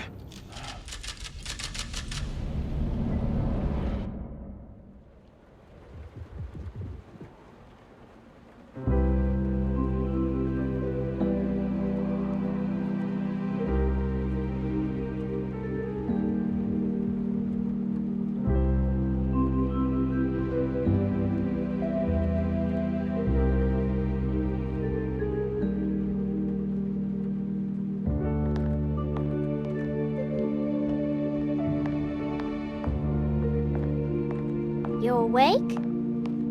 You are awake. Mr. Conby's up. Hey, buddy! I thought you'd be knocked out for the rest of the night. Come on out and join us, will you? I'll save you some gumbo. Good to have you back. You gave us all a good scare. What happened? You had a psychological breakdown. Sorry for manhandling you, but you're being violent. You stabbed Jeremy and then punched Dr. Gray. Are they okay? Jeremy's a little strange, but everything's back to normal. Really? All thanks to you, combat. You want to try standing up?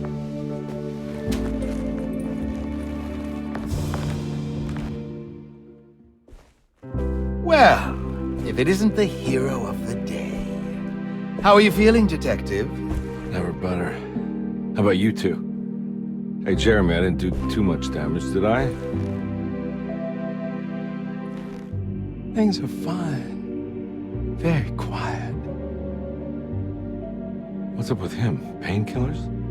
No. You see, despite you having the finesse of a one-eyed butcher, you managed to lobotomize dear Jeremy. I did what? It's actually quite impressive. It's not like I hadn't considered it myself. I just wish Jeremy could have been helped without reducing his personality to that of an oyster. But he's gonna live. Of course. As long as someone keeps feeding him, he'll outlive the best of us.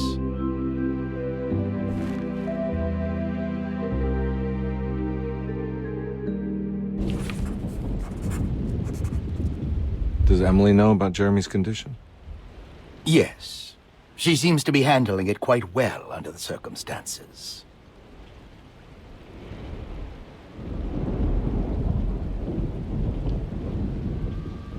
Does she still want to take Jeremy away from Derceto? I will have to insist that you do. This is not that kind of institution. Jeremy, Hang on for a little longer, okay? We'll be going back to New Orleans soon. Oh, good.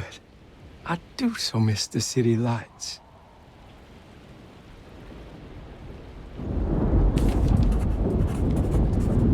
Case closed. Detective Convey had found Jeremy and brought him back to Derceto. He worried that Emily wouldn't be all that happy with his performance, considering Jeremy's impromptu brain surgery. Maybe she would refuse to pay him in full. It was the kind of thought that would normally infuriate Convey, but right now he just felt happy to be back. No matter if he would be seeing the $150 or not, he couldn't wait to rendezvous with Emily and go back to New Orleans. Everything was back to normal. Did any of it really happen? What had Convey actually been doing all night?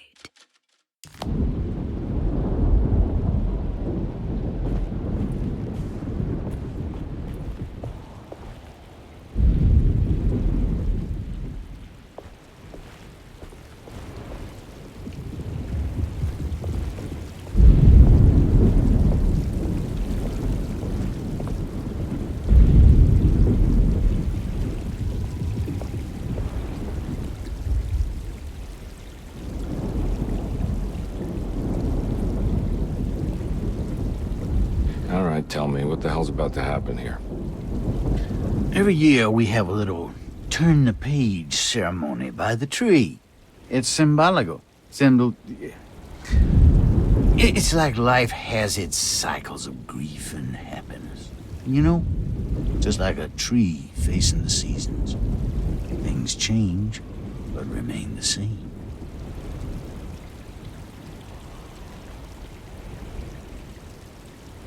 So this is basically New Year's Eve, but with a tree metaphor. Exactly. You're so smart. It's about starting again. I mean, who could use a positive message like that more than a bunch of lunatics like us?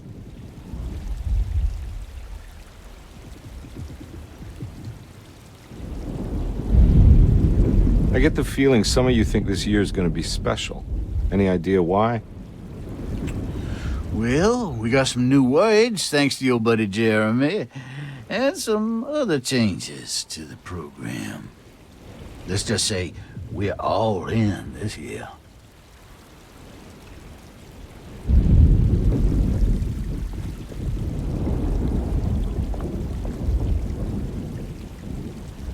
That is one impressive tree.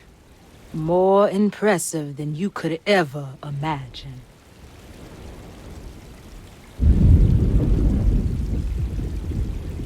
So how does this all work? You dance around chanting? For the ritual, I mean? Stay and find out, Detective. It might just do you good.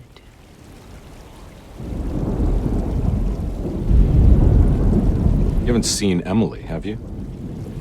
No, Detective. I haven't.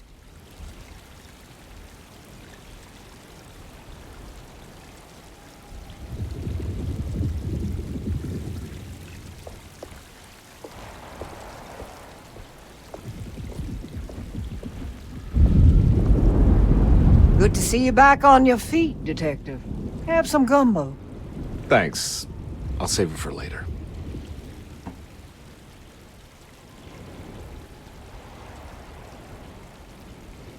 Seems like everyone's in a pretty good mood.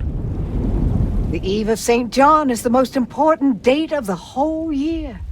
It's the only day when the black goat of the woods tends to her young.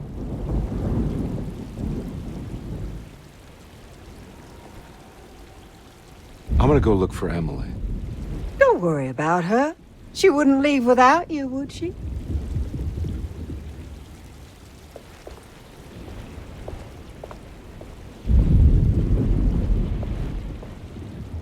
What are you looking for? Just keeping an eye out for the storm. Radio says it could be a wild one. You don't know where Emily is, do you? She's packing some of Jeremy's things. Said she wanted to take them away. I'm sure she'll come and get you when she's ready.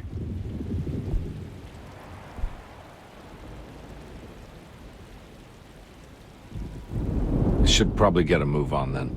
See you around, compare.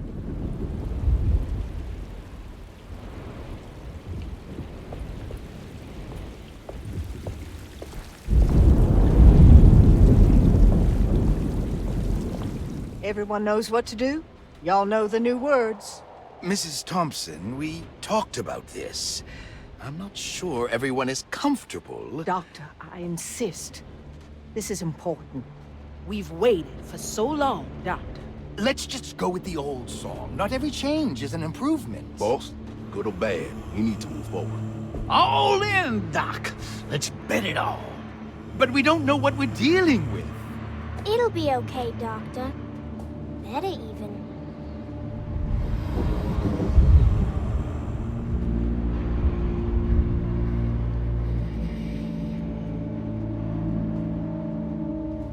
Ever their praises and abundance to the black goat of the woods. Hear us, mother. Take pity on us. Take pity on us. Ever Hear their us, praises Mother, and praises abundance and to the abundance. black goat Take of the pity woods. on us. Hear us, mother, and take pity on us. Take pity on us. Ever there's a praise and abundance to the black goat of the woods. Hear us, mother, and take pity on us. Accept our sacrifice.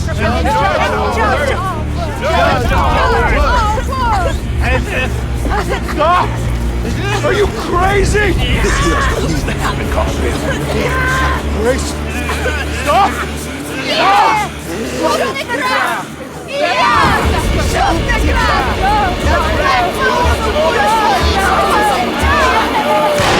Stop in the ground!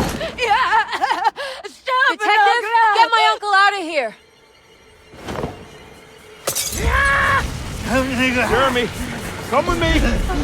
Get over here! Jeremy, come with me! Jeremy, come here! No! There has to be a sacrifice!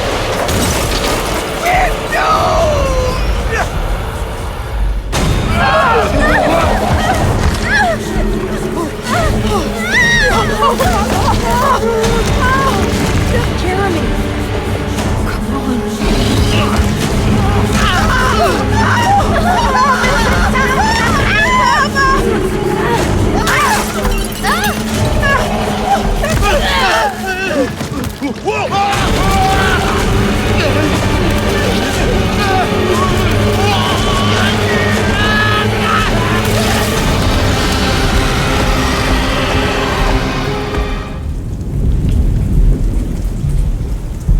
Detective Conby returned just as the festivities were about to begin.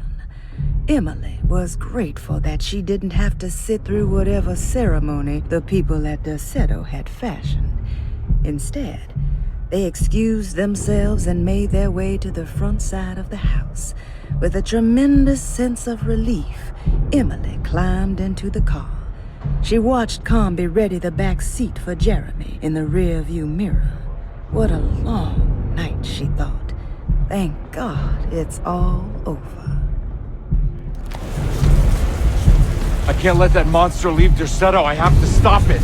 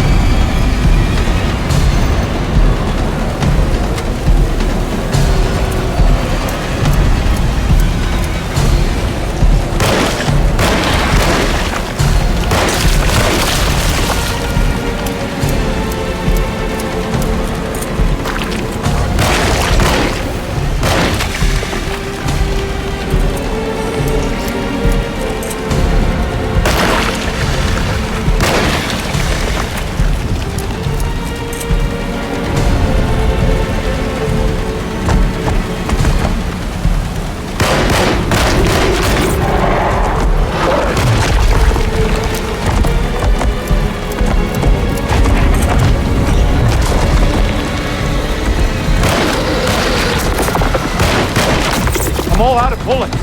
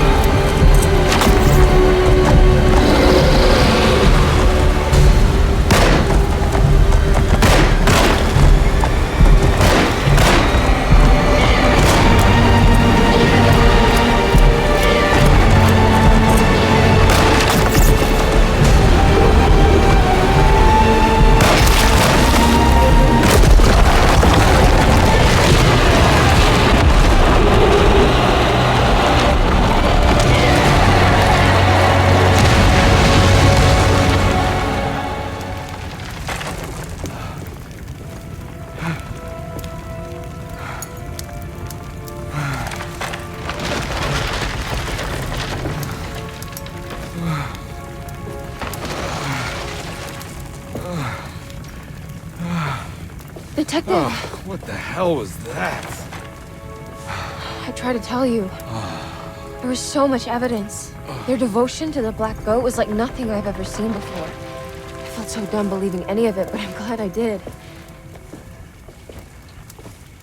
Are you okay? Everything is out of order. This isn't the way the story goes. I shouldn't be alive. Yeah. Oh, you're welcome, buddy. How are you doing, sweetie? I kinda like it. You ruined everything, but I'm not mad.